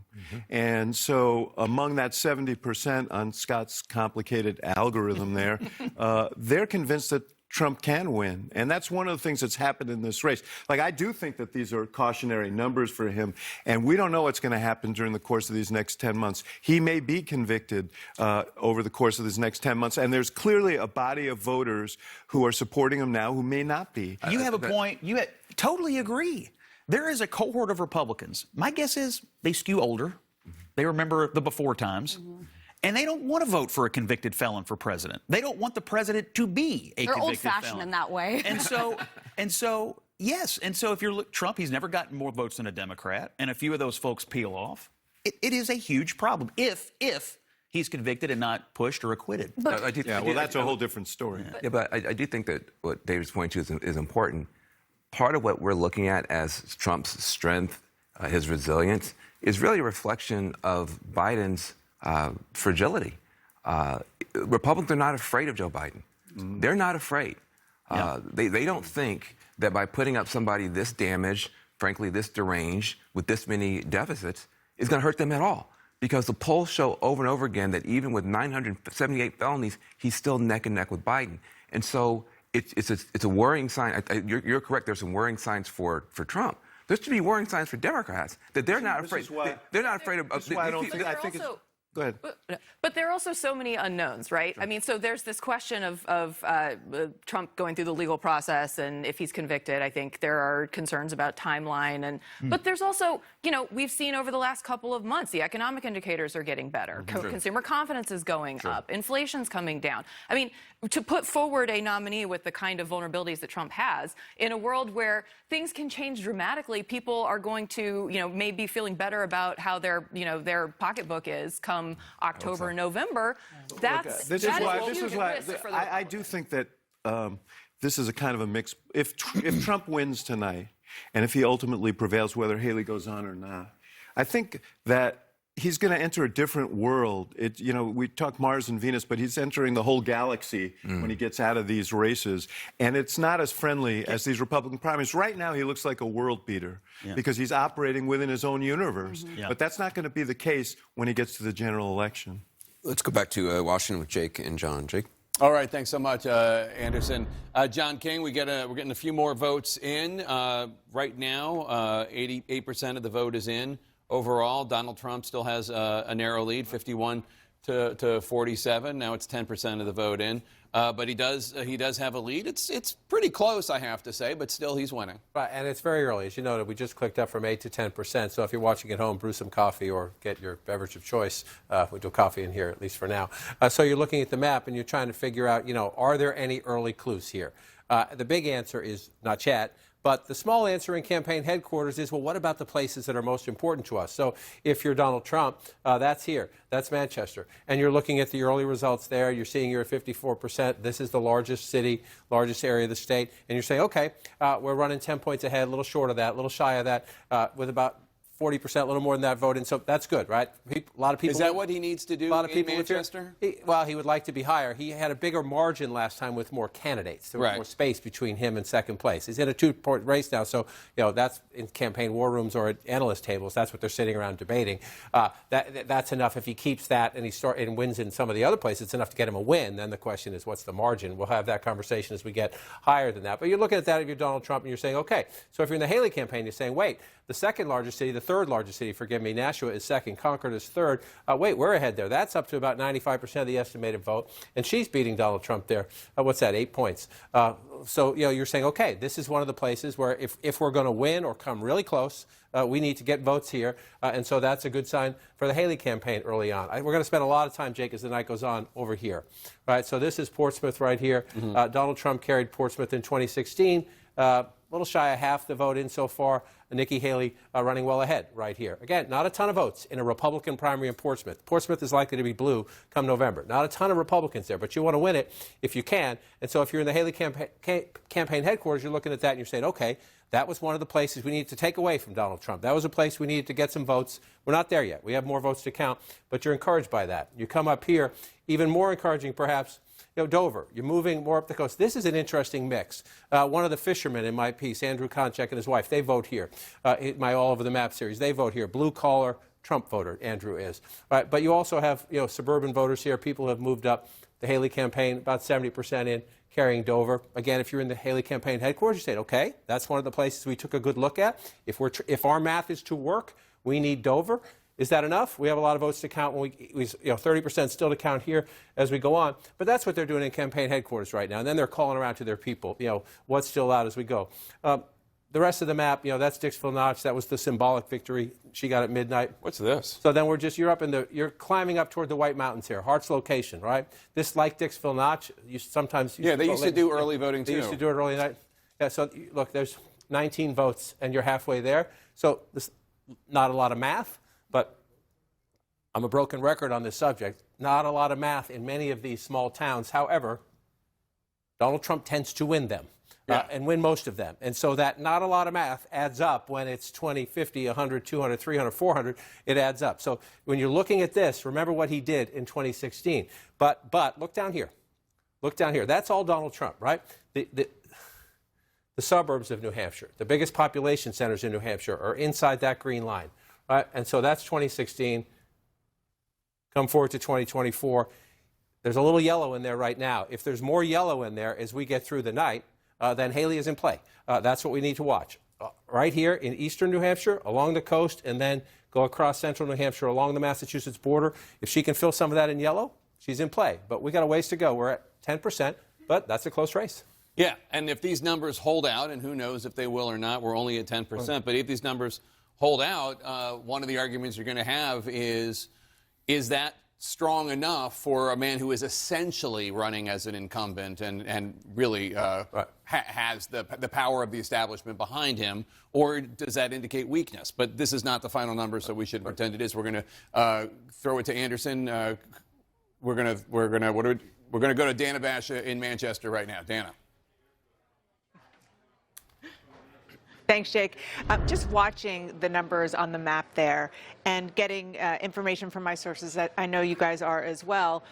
They are, particularly in the Haley campaign right now, they are watching some very important suburban towns or well-populated towns with more traditional, as you call them, country club Republicans earlier. And they're just hoping and praying that their numbers really are pumped in those areas in order to even come closer, at all close to Donald Trump.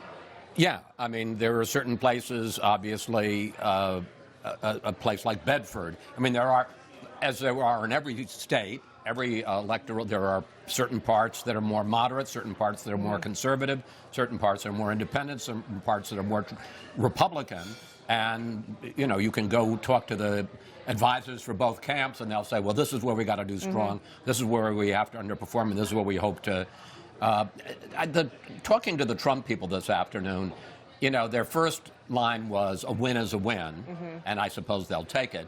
But they were really counting, they are really counting on a double-digit win. I think their feeling is if it's in double digits, that would be a significant win, particularly in a state like New Hampshire that is not typical, that is much more favorable to Haley than a lot of the other states and a lot of the other contests. And you know, this is going to be interesting to see as the night goes on, and we're very early in the night as to whether or not they are able to exceed that double-digit number or not. Right, and you know, New Hampshire sometimes counts a little bit slowly, so we have some suspense here, right? So the smart Republicans that I'm talking to, like people that have run these races for years in the past, they've kind of got two lists going, and I was really interested to see when John put up those pink counties that went for John Kasich, because that's one group of them. One group of them are the places, the towns where John Kasich won in 2016, right? So Nikki Haley really has to outperform in those towns. I got a list of 14, Jackson, Bartlett, Easton, Orford, Lyme, it goes on. Then there are towns where Trump performed under 30%, and Kasich came within striking distance, and Nikki Haley really needs to overperform there. And the key one, we've talked about this a lot already tonight, is Concord, which is about an hour north of where we are, 45 minutes north where she is tonight. of where we are, and which exactly. And I think that tells you everything you need to know. And speaking of where she is, she was in Salem last night, and Salem is in Rockingham County, which was along the eastern side there that John was showing us. That is the yellow part of the state where she has to do well, and that is exactly why she ended the night. A lot of former Massachusetts residents have moved to New Hampshire, of course, and they live around Salem. It is a very fast-growing area. We won't use the word that they use for those people here. We will not. We will not. It's a two-syllable word. It's also where the governor grew up. Exactly. And speaking where of the governor, grew up. They also have been looking at where Trump underperformed Governor Sununu. That is a key thing. I mean, Trump won the New Hampshire primary in 2016, but he lost the general election very narrowly to Hillary Clinton and by a pretty wide margin to Joe Biden.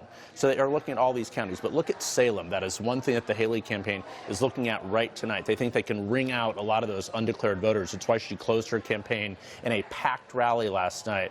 We'll see if it paid off. I don't know that we can specifically say, though, that it's Trump versus Kasich from 2016 and that's what the key is. Because remember, it was a crowded field. Jeb Bush was in the field. Chris Christie was in the field. One would assume the more moderate votes like that would be going to Haley. Conversely, Ted Cruz was in the field. You'd assume his vote. So, you know, you have to kind of add up all the conservatives or more MAGA Republicans of 2016 versus all of the more country club Republicans of 2016. Well, and they are, I've got some numbers that they are looking at in that case, too. They're assuming kind of exactly as you broke it down. But it still gives us a little bit of a map, right, to kind of look in these interesting places where maybe there's more willingness among people who are still in the Republican Party to actually vote for someone that isn't Donald Trump. I mean, that's really the big question. One number in the exit poll that does worry the Haley folks, the feelings if Trump wins, 56% say they're fine with that. So that's the bottom line to all of this. And it should be a worrying sign of the Biden campaign as well, because some of these people voting for her tonight may vote Republican in the general as well. So, but keep an eye on southern New Hampshire. We're all hearing that from our sources. And you know, that number really gives us even more of a hint of why she has been teetering on the edge of really going after Donald Trump. I mean, she certainly stepped up her comments about him across the board, but hasn't gone into sort of high gear, and that number is very likely why. Exactly, despite the governor trying to urge her that direction. Yeah, he was trying to do it for her. I got to just say one quick thing. Chris Sununu, if she does well and has a victory, whether it's literally a victory or single digits, she owes a lot of it to the governor. Chris Sununu has been a better campaigner for her than she's been for herself. All right, we're going to toss it back to Jake in Washington. Jake? All right, Dana, thanks so much. Let's get a new key race alert. With 11% of the estimated vote in, Donald Trump is still in the lead with 52.2% of the vote. He has 19,185 votes. That's roughly 2,000 votes ahead of Nikki Haley, who is in second place in a two-person race with 46.8% of the vote. It's only 11% of the vote in, but as of right now, Donald Trump has the lead. The last New Hampshire polls close in just a few minutes. From now, that's our first chance to potentially project a winner in 9 minutes, 29 seconds. The final two major Republican presidential candidates have obviously a lot riding on this primary. Donald Trump seeking total dominance over the race in an early lock on the Republican nomination. Nikki Haley staking her campaign on New Hampshire as she tries to find a path forward in an uphill battle against Trump and the Republican establishment. Let's check in with Kristen Holmes at Trump headquarters in Nashua, New Hampshire. Kristen, as of now, the number is tighter than probably the Trump team wants them to be, but still he's in the lead. Yeah, that's right, Jake. And the thing to keep in mind here is that they did say they thought that he could win by double digits. Obviously, the margin is smaller now than what they expected. The big goal for them was to win by a definitive margin and put this to bed so that they could pivot to the general election. I was told that if the margin was decisive enough, that they would start reaching out to these critical swing states to expand their infrastructure there, talking about states like Georgia, Arizona, Michigan, as they have their eye on a potential rematch with President Biden. Those, of course, are states that Biden won in 2020, but they view as very competitive. The smaller the margin, the more likely it is that Nikki Haley stays in the race, and that's going to cause more difficulties for Trump. Now, the one thing I will note is that the campaign doesn't see a scenario long term in which Trump is not the GOP nominee. They are tracking polls in several states in which they believe that he will win the delegate count for. And one of the things that we have reported is that they've actually worked with state parties to change delegate systems in a way that will end up favoring Donald Trump in the long run in this primary season. But that doesn't mean that if Nikki Haley does well tonight, that this is going to be an easy process. It's something they're watching obviously very closely. They think that this will, of course, prolong the fight. Jake. All right, interesting stuff. Now let's go to Kylie Atwood at Nikki Haley's campaign headquarters in New Hampshire, in Concord, New Hampshire. And Kylie, you're getting a new read on Governor Haley's expectations tonight. What is that? Yeah, I mean, Nikki Haley has been saying, over the course of the last few days, she wants a strong showing, not defining it. But I'm told by her aides that they think that the results are going to be closer than recent polls have shown. I'm also told that they believe that if there's high turnout, it's going to be a better night for Nikki Haley. That's something, obviously, that you guys have been talking about. And Nikki Haley herself has been texting with people close to her today, I'm told by a source close to her. And one of the things that they've been discussing in a positive light are what they see as reports of high turnout. And campaign aides, for their part, have also been talking to their teams in the field throughout the entire day, and they were welcoming reports coming in of high turnout in places that they were looking at incredibly closely. Now, another interesting thing, Jake, is that Nikki Haley stayed up quite late last night. According to one campaign aide, she stayed up past midnight to see those results come in from Dixville Notch, which opens its doors to voters at midnight. All 6 of those voters in that tiny town in northern New Hampshire voted for Nikki Haley, and so they obviously felt good about that. And I just want to bring you inside the room here at the campaign headquarters, where we have all of these Haley supporters who are cheering in the background. CNN is on, and every time that there is a positive development for Nikki Haley's campaign, they're cheering, putting their hands up. A lot of energy right here. All right, Kylie Atwood, thanks so much. Let's go to Nashua right now. And Kate Baldwin, who is at, it looks like, it's closing time there, Kate Baldwin. What are you still doing there? Well, I'm staying to the last minute for you, for the record, Jake. We are minutes away now from Nashua Ward 3 to hitting that 8 p.m. mark. Nashua Ward 3 is one of, by our count, 32 locations in the state that are staying open until 8 p.m. I'll say from about the 7 p.m. mark until now, the traffic has really died down, but we still are seeing people coming and voting in these final minutes. The last vote count from the machine that I just got from my friends, 2,235 ballots cast. Again, as a reminder for context, in Ward 3, there are just under 5,000 registered voters. We're going to know very soon what all of that means. Come with me, though. Let's go outside. We have another new friend, a voter that has been kind enough to stay out in the cold for me to speak. Paul. This is not cold compared to Iowa. Thank you. Paul and I are just officially best friends. Talk to me about your vote tonight. Who did you vote for? I did end up going with Donald Trump. I did say to Carolyn that it was close to a flip of a coin between Trump and Haley. Why? Well, I think Haley's a little bit closer to the middle.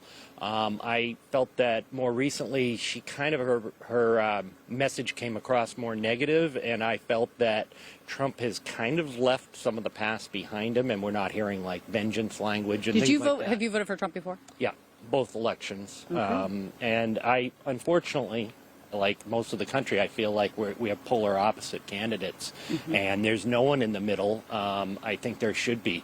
I'm registered undeclared, and a question was asked of me, would I vote, Democrat or Republic, and I would vote either if they were a little closer to the middle, because there's policies that matter to you. That matter to me, and I think great. people vote that way. A lot of people should vote that way Yeah. and are voting that way, and we're going to find out much more in just minutes from now. Paul, thank you so much. Back to you guys. All right, Kate Baldwin in Nashua, New Hampshire, in one of the voting locations that is still open at this hour, but it's going to shut down in just a few minutes there. And there's, Vox Populi. That's who's voting. Nashua, where Kate Baldwin is, that Nikki Haley really needs Nashua to go her way. She certainly would like it. It's right here along the Massachusetts border. It's the second largest city. 6.6% of the population. We don't have any official votes yet. Still open. Let's just go back in time. Let's go back in time and look. Donald Trump won with 35% of the vote. Again, with so many candidates, one of the things you're looking at tonight is right now, Nikki Haley's close to the former incumbent president of the United States. So that's a big deal. You're 6 points behind Donald Trump. That's a pretty strong race. The question is it strong enough, and can you narrow the gap? But one thing we have to remember throughout the night when we do these comparisons is you had 10 candidates on the ballot, and so some of the gaps in the areas were different. But Donald Trump won Nashua in 2016. You're coming back, and I'm going to come back to this. I'll probably come back to this several times throughout the night. But I'm just going to draw the strip like this way down here. Actually come inside of Manchester, right? Come inside. Look at the inside line, because Manchester's Trump country, a more gritty city. We'll see how well she does there. And then just come forward to 2024, right? And then let's just bring this up a little bit so we can see it. At the moment, we're waiting for more votes to come in, but at the moment you see some yellow inside the inner line. That's what Nikki Haley has to do, and that's in Portsmouth, that's in Dover here, where I'm waiting to see if more votes came in. They're up to 70%. So if you're in the Haley campaign headquarters and you're looking town by town, you have a long way to go, but at least at the moment, so the places you need to fill in yellow are filling in yellow for her. So you watch it. But again, 12%. 6-point race. You raised the question earlier. If she ends like that, what does that mean, right? We're nowhere near there, but that'll be the analyst conversation, the fundraiser conversation, and everything like that. That's it. You're running a strong race right now against the faraway frontrunner in the Republican Party. Just a little quirk of history. We like these counties that we look at, the counties that tend to get it right. Or the cities, New Hampshire, I'm going to say counties because that's normally what we're doing. Townships and cities. Yeah. Townships and cities, they're within counties, but we count them by township here. Rochester, 2.3% of the population, the sixth largest township in the state, birthplace of the gadfly presidential candidate Lyndon LaRouche, right? I know these little things. They've gotten it right in the Republican primary for 70 years. Donald Trump is leading there right now. Records die. Vigo County, Indiana went down in the last presidential election. Records die, but it's just one of the places you look at that have a history. And at the moment, Donald Trump is leading there. And more important for Donald Trump, he's leading at the moment in Manchester. We're up to 57% of the vote. It's a little above 10-point lead there. This is his blue-collar urban base in New Hampshire. Most of Trump's blue-collar support, you think of rural, but at the moment, Jake, he's doing quite well there. So you pull out to the map and you look. You also get late votes in Manchester. You get early reports, but then they tend to fill in late as we get through it. If you're looking elsewhere in the map, it's one of those hard to knows, right? I just want to look at Dover to see what the margin is again. 71% of the vote in there. You come down along the seacoast. This is an area where I think Dan and her friends were calling them country club Republicans, but there are also a lot of blue-collar people as well. That's what makes the mix so interesting as you see it come out. Portsmouth, she's up by a huge margin with about half of the vote in. So it's early, Jake, but here we go. Here we go indeed. The last polling places are closing in New Hampshire, and we now have a key race alert on where the Republican presidential race stands right now. As of now, it is too early to call the Republican presidential primary in New Hampshire. Donald Trump is taking an early lead in the vote over Nikki Haley with 12% of the vote in. Donald Trump has 52.4% of the vote. Nikki Haley is about 2,300 votes behind that with 46.6% of the vote. But there is still 88% of the vote outstanding.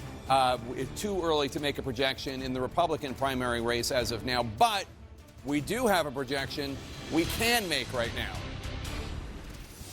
And CNN is projecting that President Biden will win as a write-in candidate in the Democratic primary in New Hampshire over multiple challengers who were on the actual ballot. Remember, this primary is not sanctioned by the Democratic Party here in Washington, D.C., and it does not count for delegates. Still, the DNC did not want Biden to lose, and he did pull off a write-in candidate victory in a primary that is not official. Now that the voting has ended, we can reveal more specific exit poll information about the Trump-Haley face-off for you. David Chalian has those numbers. David. Jake, now that the polls have closed, we can look more at how voters are splitting between Haley and Trump. So take a look here. Among registered Republicans, which make up 50% of the electorate, Donald Trump is winning 74% of them to Nikki Haley's 24%, a 50-point lead with half the electorate, the Republicans. Now, those registered undeclareds, they make up a slightly smaller share, 47% of the electorate. Haley's winning them 66% to 32%, so she's winning them by a narrower, slightly narrower margin than Trump is winning Republicans, and they're a slightly smaller group. As for the education divide, it's not just in American politics broadly, it is also within this Republican nomination race in New Hampshire. College graduates make up 48% of the electorate. Haley wins them by 20 points, 58% to Donald Trump's 39%. Voters without a college degree make up a slightly larger share, 52% of the electorate today in New Hampshire, and Trump wins them by a big margin, 66% to Haley's 32%. So again, we're seeing Donald Trump win these slightly larger groups by bigger margins than Haley's winning the groups where she has strength, Jake. All right, interesting stuff. David Chalian, thanks so much. Aaron? All right, Jake. All right, so as we just go through these latest numbers that we have, which we were able to share because the polls have now closed. Kate Baldwin was talking about 32 polling sites or so that closed at 8, now closed. So, Jamie, what are you hearing from the Haley campaign? So for the last hour, we have to start by saying there is an expectations game here, and they want to set that up. But they've been telling me for the last hour that they think she is doing better than expected. What does that mean? The latest polls showed her behind Trump by double digits. So if these numbers hold, and it is still very early, and we're just talking about a small number, but if it is within single digits, what they're saying to me is that's a win for them, but coming in first is the win. Coming in second, even, under 10%, still means you're coming in second.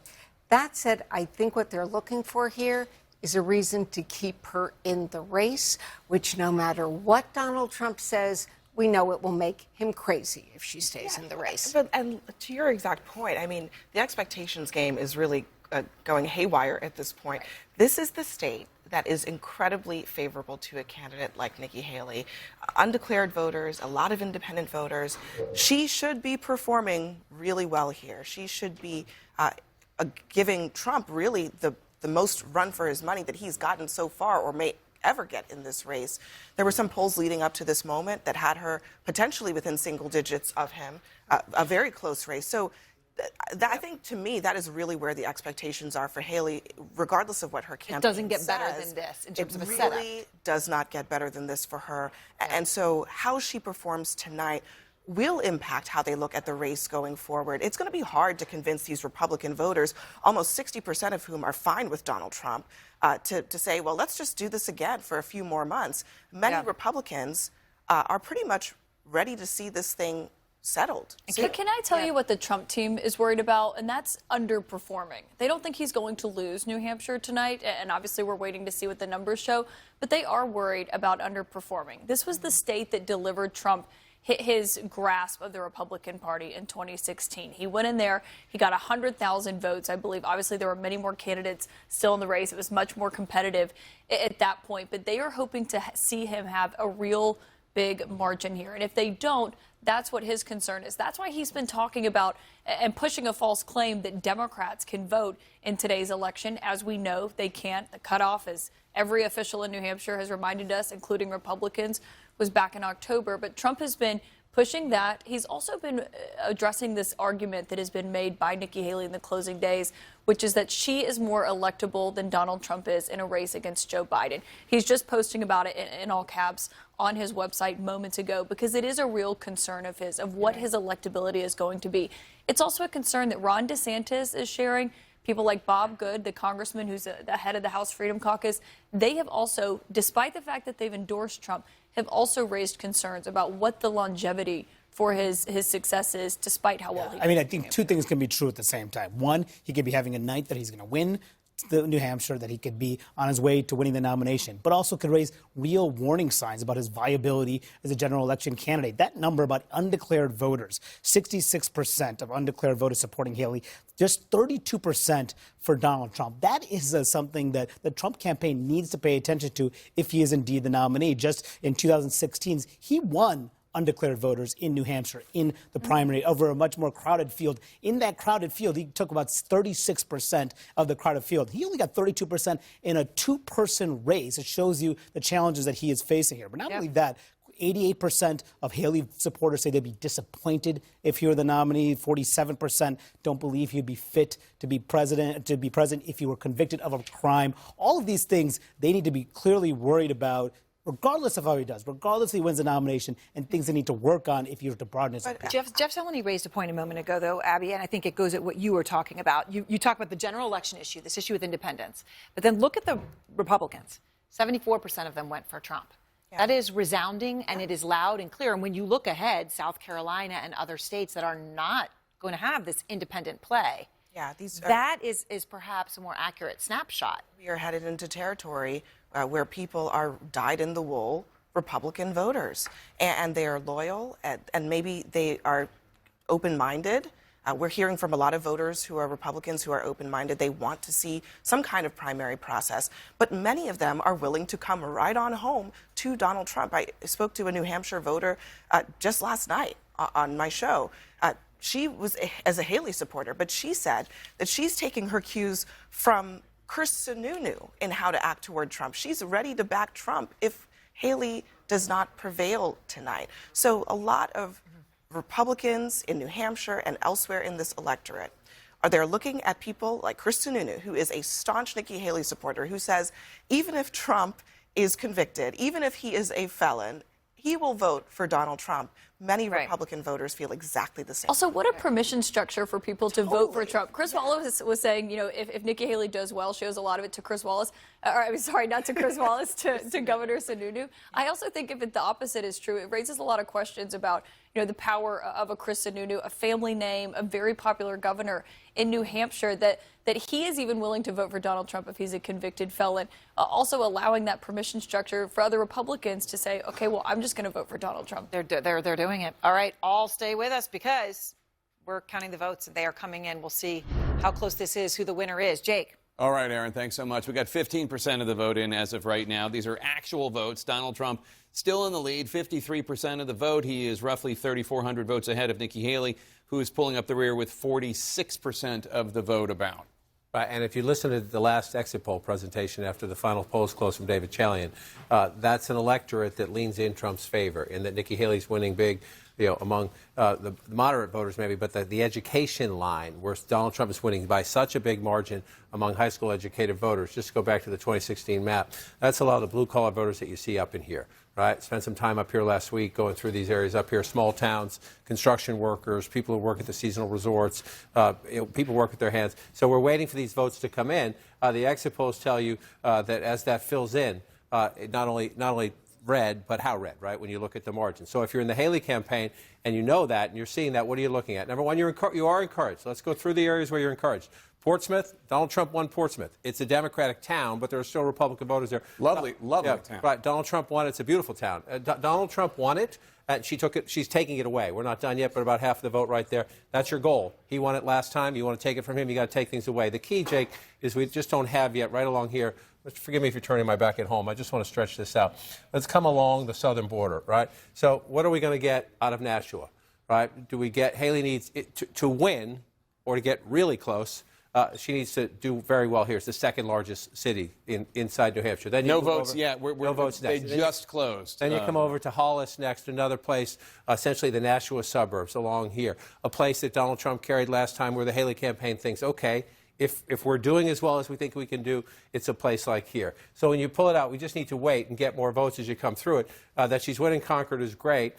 Just you come up here. These are the small little towns, right? So you're at 95%, 56 to 42. Just want to go back in time. So you're looking at Donald Trump's math comes from these small places. A couple hundred people, but he wins by big margins. That's not a huge margin. That's how he won Pennsylvania in 2016. Exactly right. Small town America. So last time it was a 10-point gap, right? Yep. There were a whole bunch of candidates. It was 10 points over the last candidate. So now in a smaller race, it's a much bigger gap. Does that matter in the end, right? People at home are saying, well, that's just a couple hundred votes between them. The challenge is when you got 260 townships, a couple hundred votes here, a couple hundred votes here, a couple dozen votes there, that's what Trump needs to offset. Plus, he has this. At the moment, Donald Trump is winning by, what's that, just shy of 14 points, 13 points, if you round Haley up there, in the largest vote pool in the state of New Hampshire. That's Manchester. It's 8% of the statewide population. About two-thirds of the vote in there, too. And you're seeing this is blue-collar Trump country. Again, she's running a strong race against the guy who was the incumbent president of the United States. But in the place where you get the most votes, you pad your lead there with the biggest pool of voters, and then you run it up in the small towns. And so as we watch this go out, we're 15% still.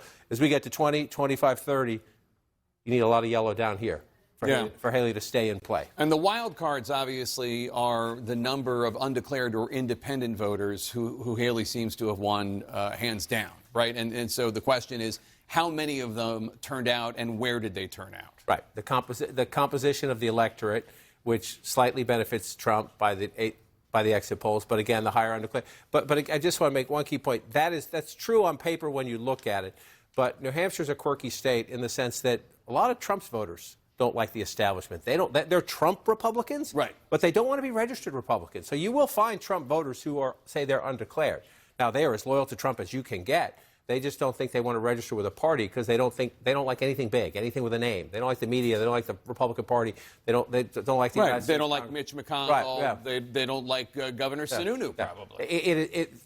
I don't want to not make clear that is her opportunity. Right. Undeclared, more moderate voters who want to come in and help her. A lot of them have not only don't want to vote for Donald Trump, some of them have animus toward Donald Trump. So they want to help somebody. They want to help the anti-Trump force. Some of it's personal to her. Some of it is personal about him. Well, and if you looked at the exit polls, more people voting for Haley were actually voting against Trump, right? A plurality at least, than were voting for Haley. What are the big population centers that we're still waiting for? Obviously, we're going to go to Cape Baldwin right now. All right, Cape Baldwin is in Nashua, where they just shut down. They just closed the polls at 8 o'clock. Cape Baldwin, tell us what's going on there and how Trump and Haley did in your ward. From the AccuVote tallying. Polls are closed. The polls are closed. I'm Jared Holland, the moderator of Ward 3. Jed Holland, the ward moderator, is now going to read the totals after a long day's work. Yes. These are machine-generated totals. These do not include any write-in votes. The machine does not recognize handwriting. Our human team will be going over all of the ballots, looking for those write-in votes. So this is a preliminary score only. The number will increase as we read the write-in votes and as we count the necessarily hand-counted ballots. This is not a final result. In the Republican Party for President of the United States, we have 0 undervotes. Sorry, forgive me. We have 0 overvotes. This is mechanically enforced by the machine. We have 3 undervotes. Those are ballots that made it through without any vote cast. And then the numbers for the candidates. Doug Burgum, 2 votes. Robert S. Carney, Jr., 2 votes. John Anthony Castro, 0 votes. Chris Christie, 11 votes. Ron DeSantis, 12 votes. Nikki Haley, 691 votes. Asa Hutchinson, 1 vote. Peter Jeddick, 0 votes. Perry Johnson, 0 votes. Donald Kiornis, 0 votes.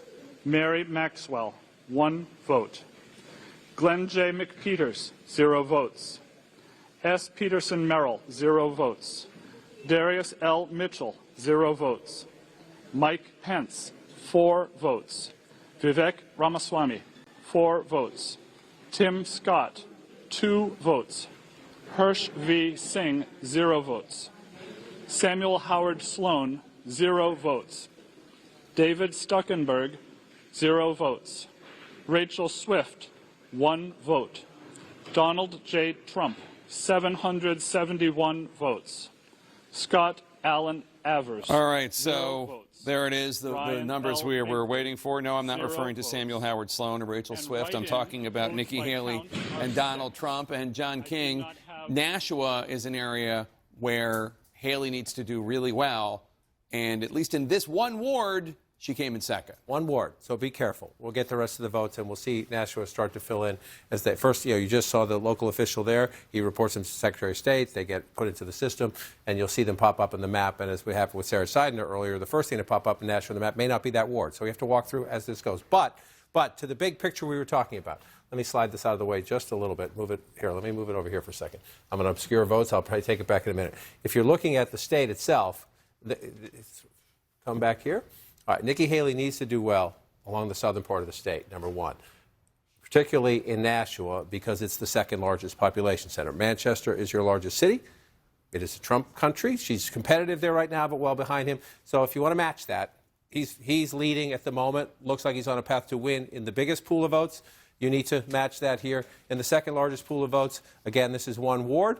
But this is Donald Trump making a statement that, no, I'm competitive down here. Again, right along the Massachusetts border. Tends to be, if you get the southernmost part, tends to be a little more blue collar. You move up to Nashua, it looks much more suburban. You move up here and you go through it. But it's one ward, so we need to count the rest of them. But if you're in the campaigns and you're watching, this is what they do. They have people in the wards. They're calling in, just like we're watching it live, they're calling in as it comes.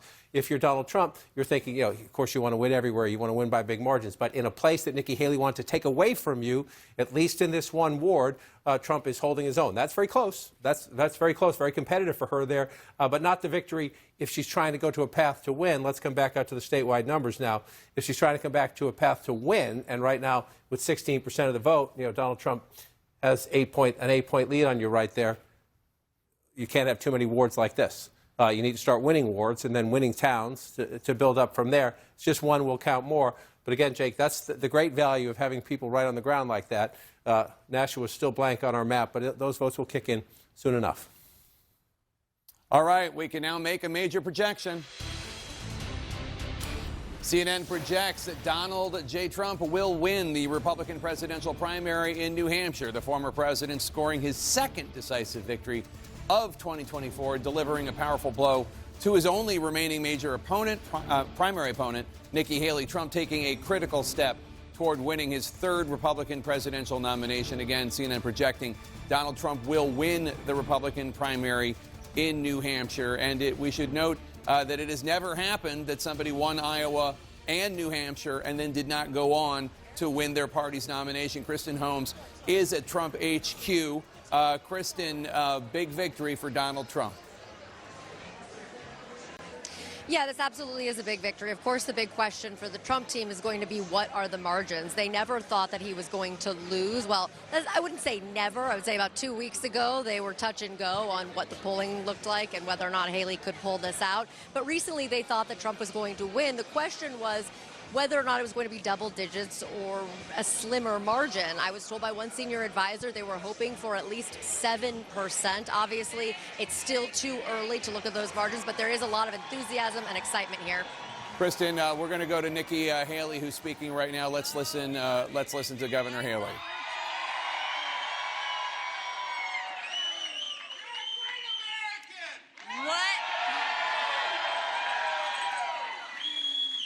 What a great night. God is so good all the time. Thank you, New Hampshire, for the love, the kindness, the support, and a great night here tonight. Thank you so much.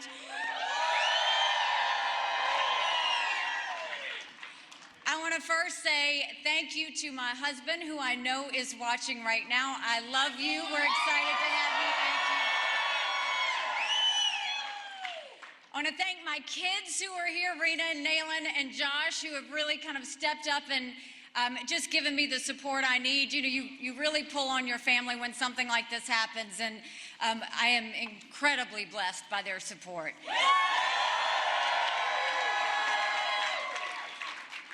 I have my parents at home, and I will always say that the way they raised me, to know that we lived in the best country in the world, but to also know that the best way you appreciate your blessings is to give back. Thank you, Mom and Dad. I love you so much.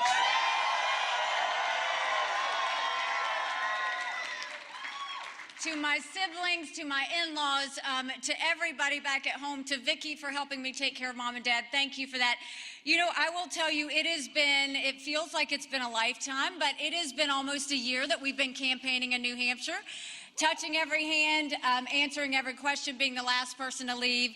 And we had the most amazing thing happen is the second that we got the endorsement from Governor Chris Sununu.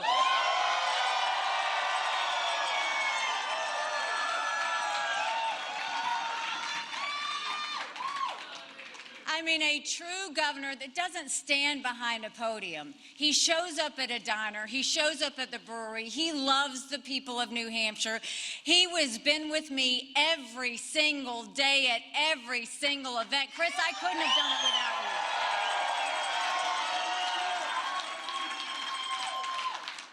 And I want to thank someone who was with me on day one. He's a patriot. He's a hardcore conservative. And he is my friend, General Don Bolduc. And Sharon, thank you so much.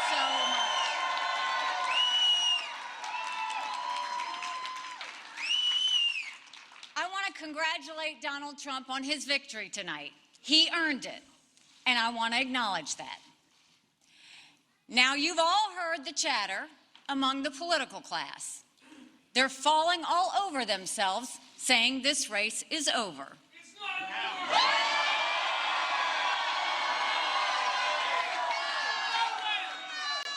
Well, I have news for all of them. New Hampshire is first in the nation. It is not the last in the nation.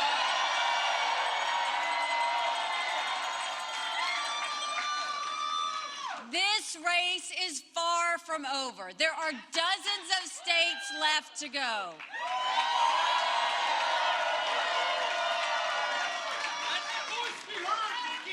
And the next one is my sweet state of South Carolina.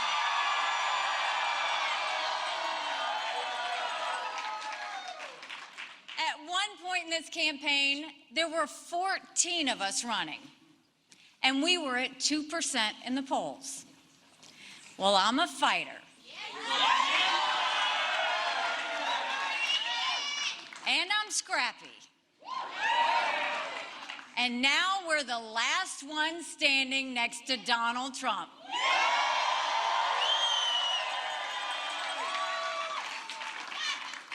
And today we got close to half of the vote. We still have a ways to go, but we keep moving up.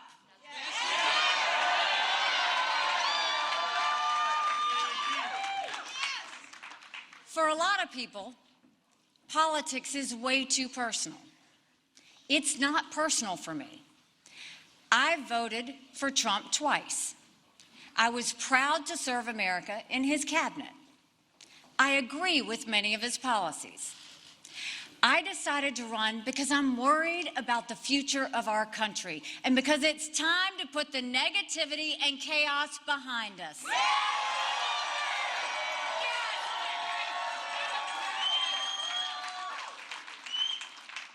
We have an economy that's crushing middle-class Americans. We have a border that is totally open and dangerous, creating a disaster in our country. Unbelievable! We have We have schools that are failing too many of our children, and we have a world on fire with a war in Europe and the Middle East and a huge and growing threat from China. And then you look at Washington, D.C.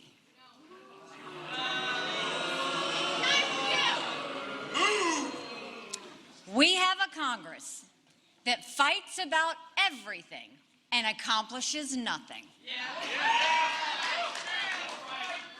And we have Joe Biden in the White House making one bad decision after another, when he's making any decisions at all.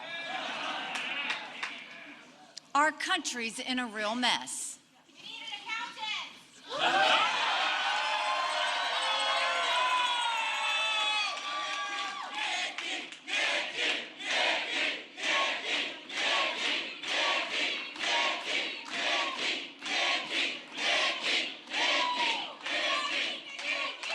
And the question is, who's going to fix it?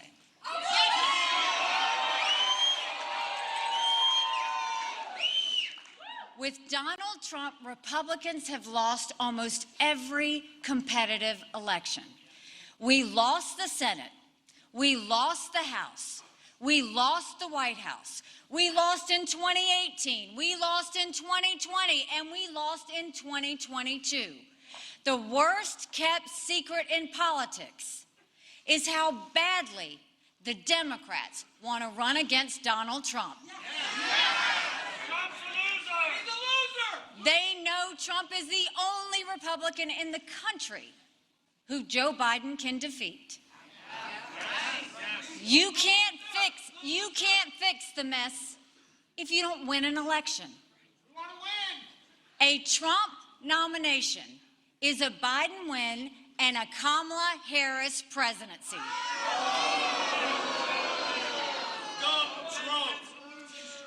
I defeat Biden handily.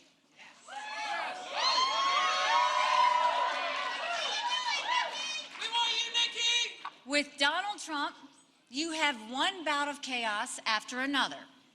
This court case, that controversy, this tweet, that senior moment. You can't fix Joe Biden's chaos with Republican chaos.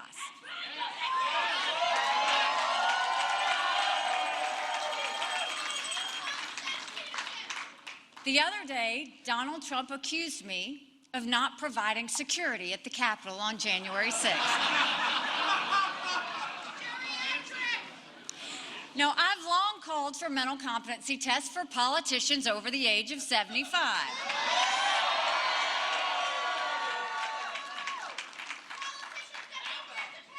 Trump claims he'd do better than me in one of those tests.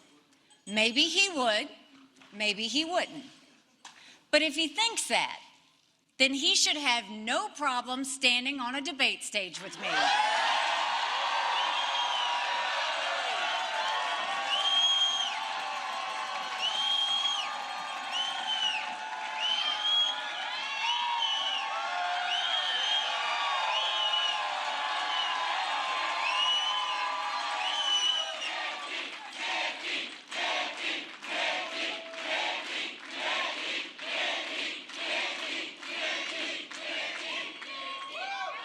Most Americans do not want a rematch between Biden and Trump.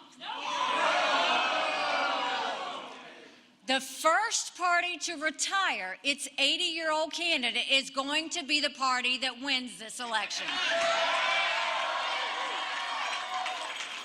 And I think it should be the Republicans that win this election. So our fight is not over, because we have a country to save. In the next 2 months, millions of voters in over 20 states will have their say. We should honor them and allow them to vote. And guess what? In the next 2 months, Joe Biden isn't going to get any younger or any better. We'll have all the time we need to defeat Joe Biden.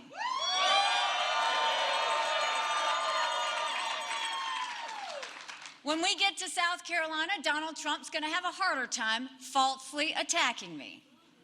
The great people of South Carolina know I cut their taxes. They know I signed the toughest illegal immigration bill in the country.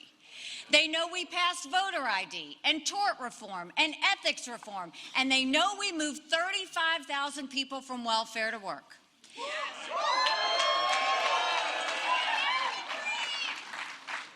Every time I've run for office in South Carolina, I've beaten the political establishment.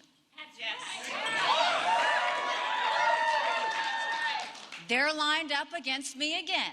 That's no surprise. But South Carolina voters don't want a coronation. They want an election.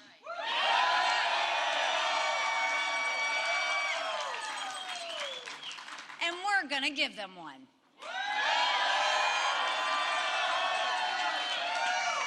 Because we are just getting started. Thank you for the energy.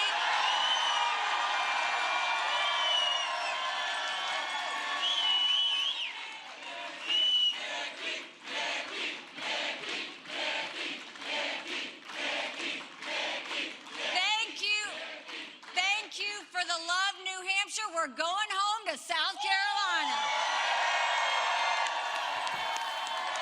Nikki Haley saying, we are just getting started here with the team in New York. David Axelrod. Look, I feel for her because I've been in this, I've seen campaigns in this kind of situation before. I've been in this kind of situation before. The fact is, you know, when you set out to win a primary and you don't win it, it's hard to spin it into a victory, and you can't keep doing it. In Iowa, she was going to finish second. She finished third. In New Hampshire, she was going to win. And tonight, you know, we'll see how the final numbers come in. It seems to be widening a little bit. I really question, I question whether she really ultimately wants to go forward to South Carolina and put her popularity to a test in her home state. And I'm wondering whether her supporters and her financiers, her donors, are going to want to do that too. I mean, I think the handwriting's on the wall. I agree with David. I mean, she started off wobbly.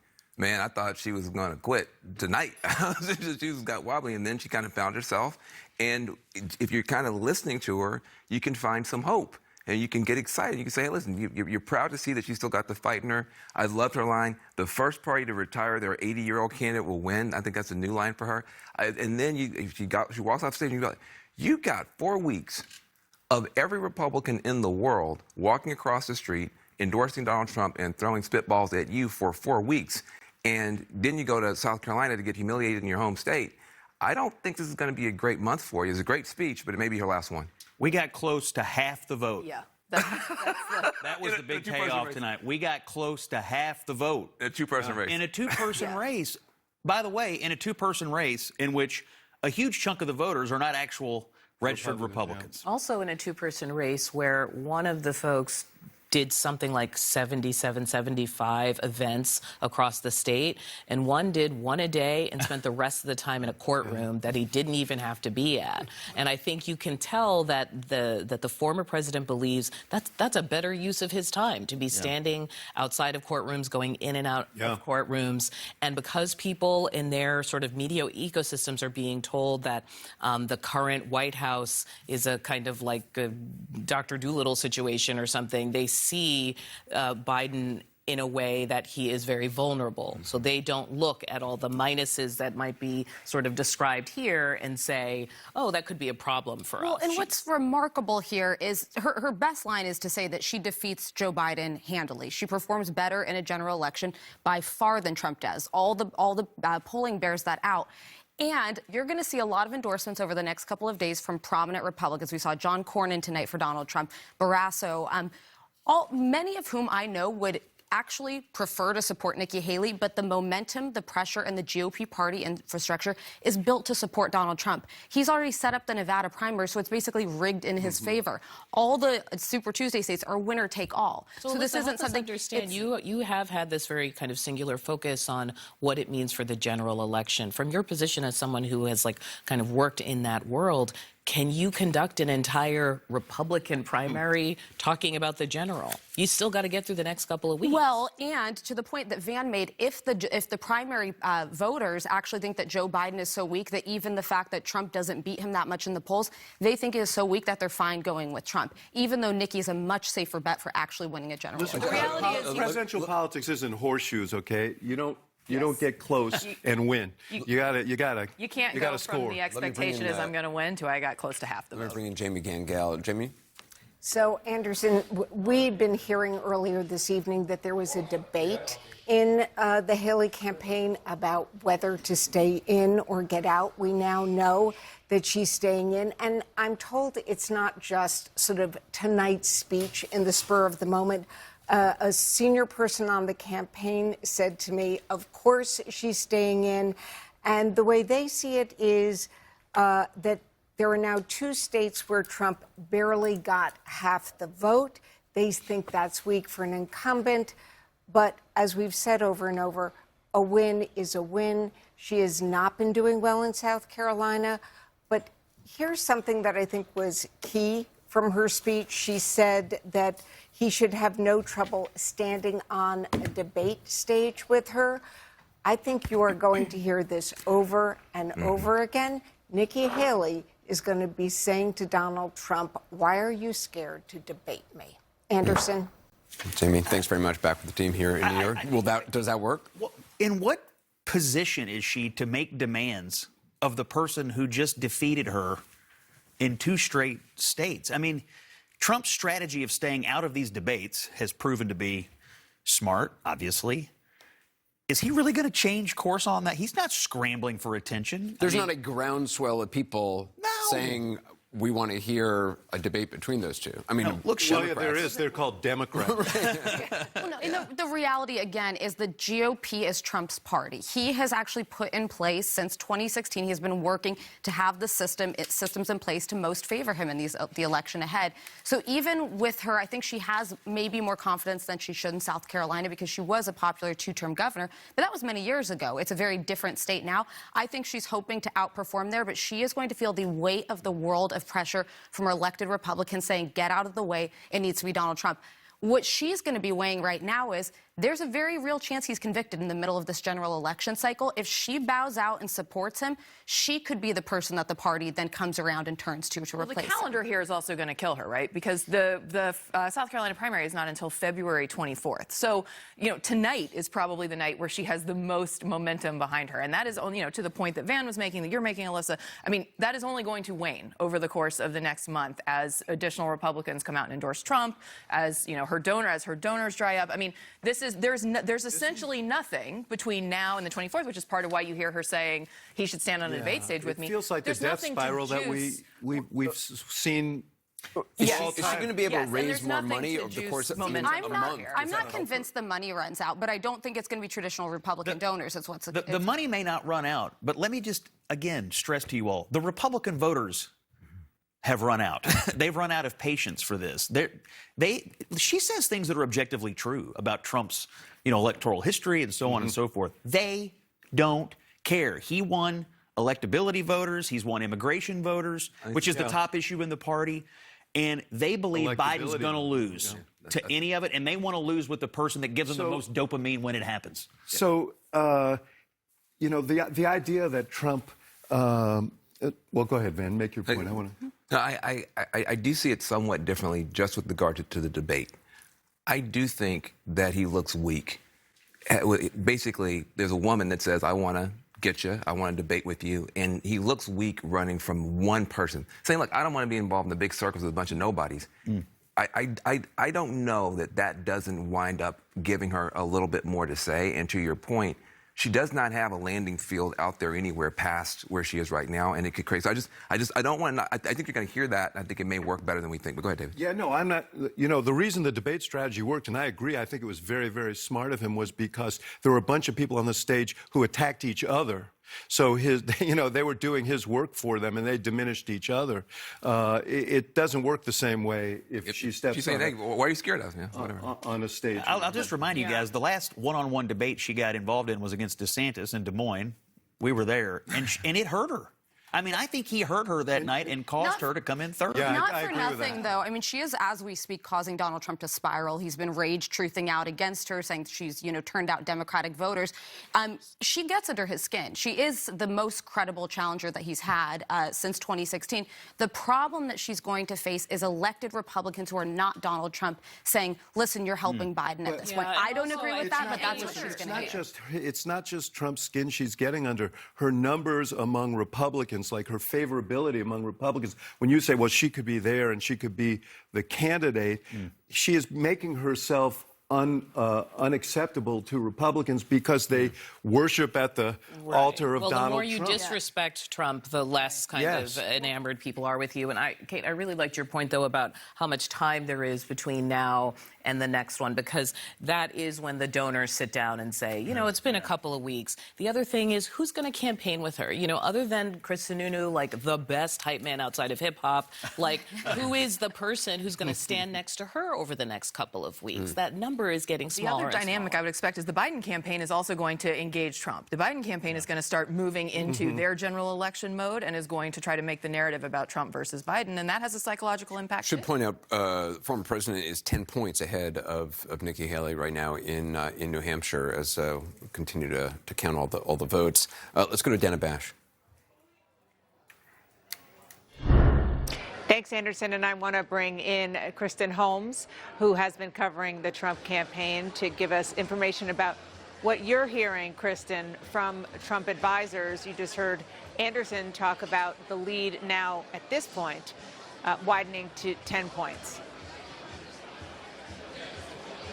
Yeah, Jen, I mean, what they had been hoping for was a double-digit lead. They want this margin to be definitive enough that, one, they can pivot to a general election. They want to focus on battleground states that are crucial in general election, Georgia, Michigan, Arizona, and two, definitive enough that it makes it so that he appears to be the presumptive nominee, essentially trying to force Nikki Haley out of the race. Now, of course, what we saw there was a very defiant Nikki Haley urging Donald Trump to debate with her, saying she was going to stay in the race, particularly through South Carolina. And I will note, when I talked to his senior advisors, they don't feel concerned necessarily that Haley would beat Trump out for the nomination. They just believe this is going to prolong the process. They particularly feel strongly about South Carolina. I do want to remind you, one of the strategies that Trump's team used here in New Hampshire was essentially getting Senator Tim Scott of South Carolina to endorse him before the New Hampshire primary and then come out and stump for Donald Trump, endorsing him, essentially trying to send a message that the people of South Carolina, including Tim Scott, are backing Donald Trump. Again, part of a larger message he's been trying to send, that it's time for the Republican Party to coalesce behind him. The other part of this is that we are expecting him to come out at some point sooner rather than later. We know that they are still watching to see exactly what those margins land at. As I said earlier, they're hoping for double digits. They said anything above 7% would be considered a victory for them. The one thing we should really listen to, earlier today, Donald Trump said he would never ask an opponent to drop out of the race. So we'll be listening to see what he says tonight. We've already gotten a note out from his super PAC calling for her to drop out of the race. He's already fundraising, saying that he won the state of New Hampshire and it's time to move forward. It's time to go on and take on Biden. But that will be interesting to see if he actually calls for her directly, which he has not done, to drop out of the race. Really interesting. That's one of the many things we're going to be listening for when the former president begins to speak. Thanks so much for that reporting, Kristen. And Casey, she mentioned the former president's super PAC. I spoke with the executive director of Nikki Haley's super PAC, SFA, who says they're on to South Carolina. They've got millions. They're going to spend it on ads, on direct mail, and also made the point that, and this seems to be the very obvious talking point from Team Haley, one of them tonight, that we don't have the final numbers, but if it is the case at the end of the night that Donald Trump doesn't get above 50%, that shows that he is weak as a former president who did that here and also in Iowa. Yeah, I mean, and in speaking with they're clearly trying to send a message, the super PAC, hey, we're going to be there for you. You want to come down here, we'll be there. We've got your back, right? And they have to do that with us. They can't do it with the campaign directly. They say they've been stewarding resources. But, you know, I think as we get out of this, first of all, that 10%, like the margin, it's going to be a psychological threshold, right? If she can keep it within single digits, I think there's probably going to be more money for people like Mark Harris and the Nikki Haley super PAC to spend than if it's a 10-point. Even if it's just 10 points, there's something about it that potentially makes a difference here. And then she's going to have to see how the polls move as she goes back to her home state, because there is going to be something for her about, you know, going into staying on a ballot where she's potentially facing a loss that's embarrassing. If it's even worse, it could be, Chris, I think you and I were having a conversation. I mean, it could be humiliating for her, right, if she goes to South Carolina and really doesn't do well. So there is going to be a decision point for her, but I don't think it's and they have time. It's in a month. Do you know what the latest poll is in South Carolina?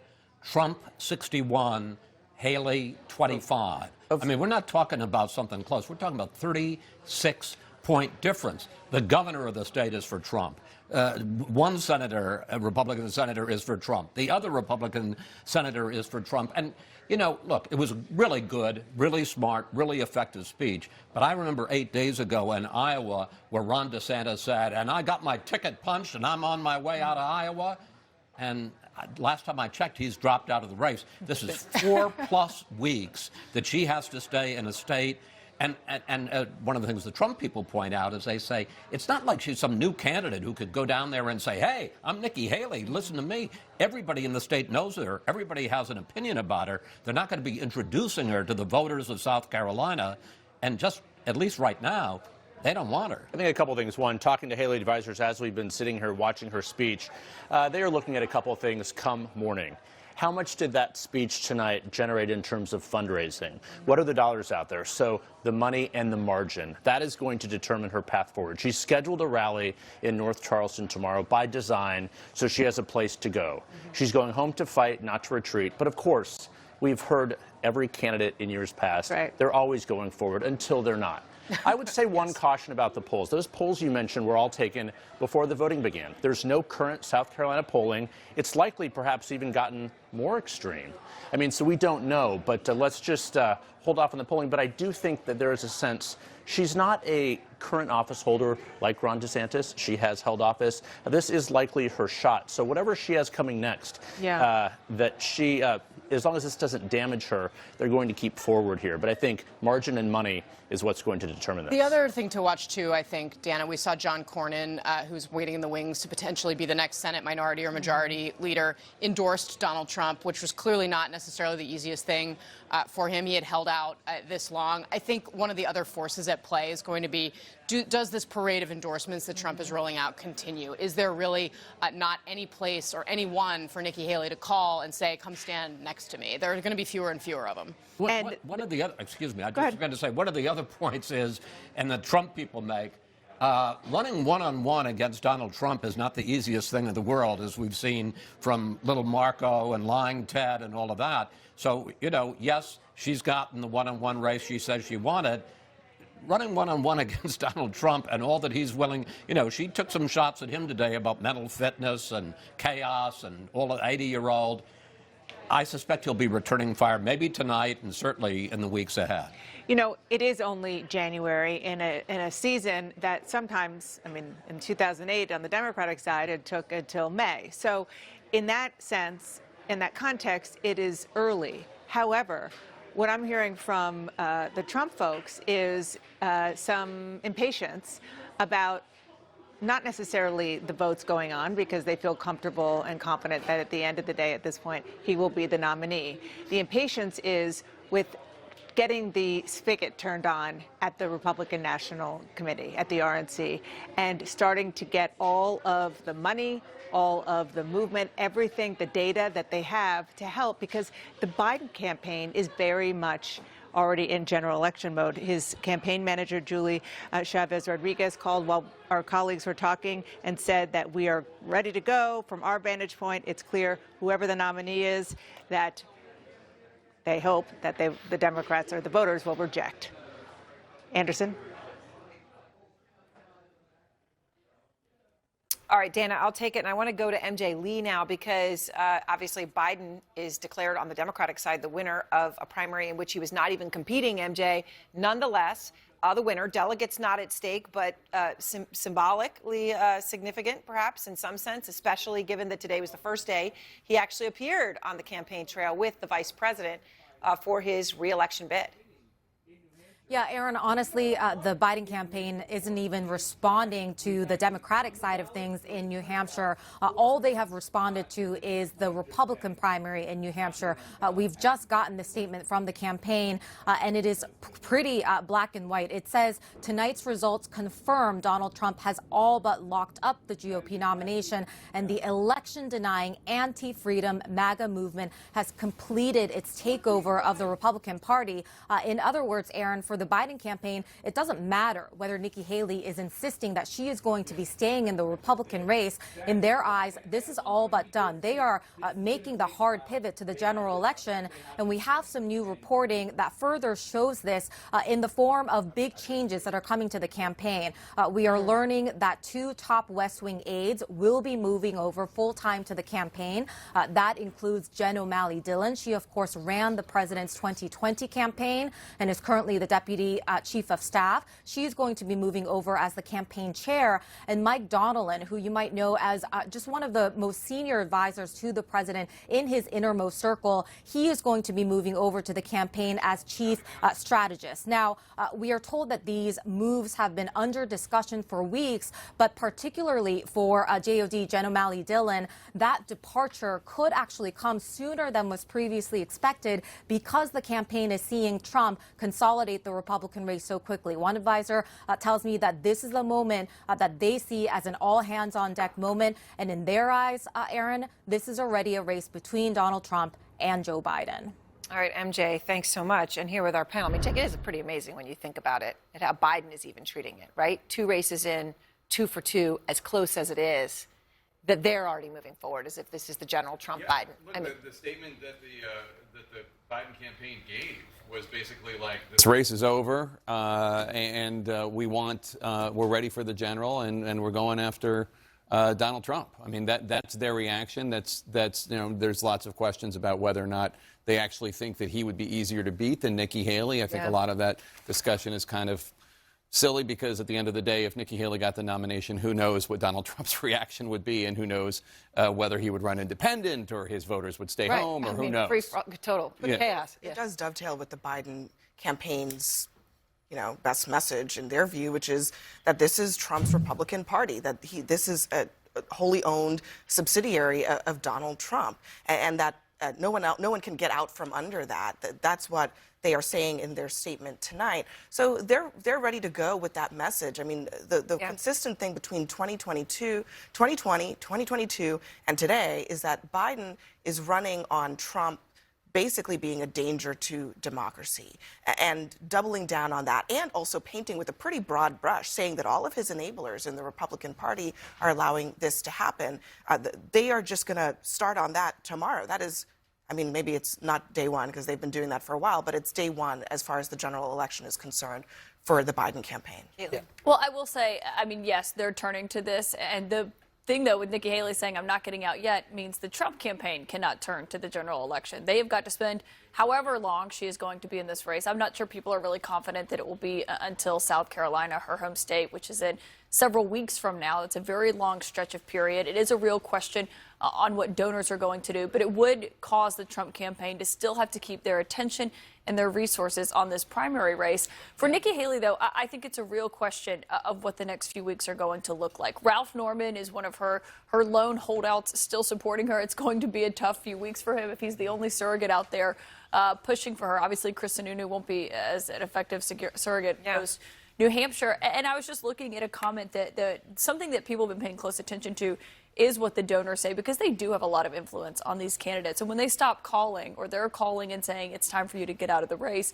it often sends a pretty strong message. And Ken Langone, the co-founder of Home Depot, was saying that he was ready to give Haley a nice sum of money, as he put it to the Financial Times. But he said if she didn't get traction in New Hampshire tonight, which Trump has a pretty comfortable lead, that was not going to happen, because he's equated it to throwing money down a rat hole, was the word that he used. I also don't think we should discount the significance of this moment, the turnaround for Donald Trump within the Republican Party. I mean, right after January 6th, I was in the Capitol in January 6th, right after the attack, talking to senators, talking to House members. They were done with them. Republicans were absolutely done with him. They thought he was a pariah within the party. They did not think that he was going to come back.